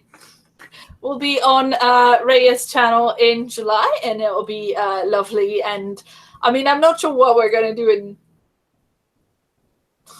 I'm already panicking at the idea of doing anything in August aside from editing my Worldcon vlogs in time. I'm assuming that I will get absolutely nothing done in August. I mean, the magical readathon is happening again in August. For Yeah, the it group. is. Yeah. And I'm I'm wondering if it is possible because 4 out of the 6 of us are going to be at Worldcon, and I'm wondering. Live stream. Yeah, I'm wondering if we can, if there is a possibility of a live. Well, we could maybe do it in the day or so before the convention. Yeah, it's 2 hours, or if you're doing it live, probably we can do a shorter one, because in hour or something. It would be fun if we're all in the same place to do a live update from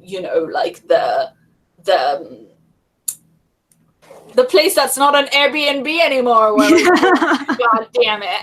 Yeah. Out of my face, but it would be fun to do something. I'm not sure 2 hours, but it would be fun to do a little thing live. Maybe it would probably have to be before the con, because during the con it's going to be hard enough for me to want to stop for 5 minutes to have water or some food. I mean, I'm still everybody else apart from me is going to be too many people, stop. Yeah. And I'm going to be basking. Yeah, that's during the con it would be nope. I'm just gonna be walking the walk and going through all the dealers' rooms and the artist alleys and stuff like that. Well, I'm gonna be doing a vlog, so if people want to say hi to the vlog, they can do that anyway. And then after the con, I'm just gonna be dead. So we should maybe consider doing a small thing all together beforehand. There's a bunch of us booktubers staying together and do that. I mean, maybe we should try and be actual YouTubers and do collab content when we're all together at an event, but we probably won't. Yeah.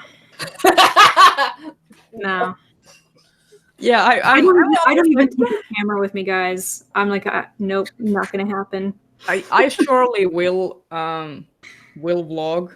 Partner made me this thing. Oh, he 3D printed me this thing that attaches to my backpack, so I can have a GoPro. Here, if you're holding that, I've put you up in front of everyone. So I can have my GoPro on my backpack and filming while I'm walking. That's cool. Okay, where is that? There you go. Someone is gonna have to say goodbye. Leaving places, parties, say goodbye in general. I'm really hungry, so bye. See you guys next month. Bye. Bye. Bye.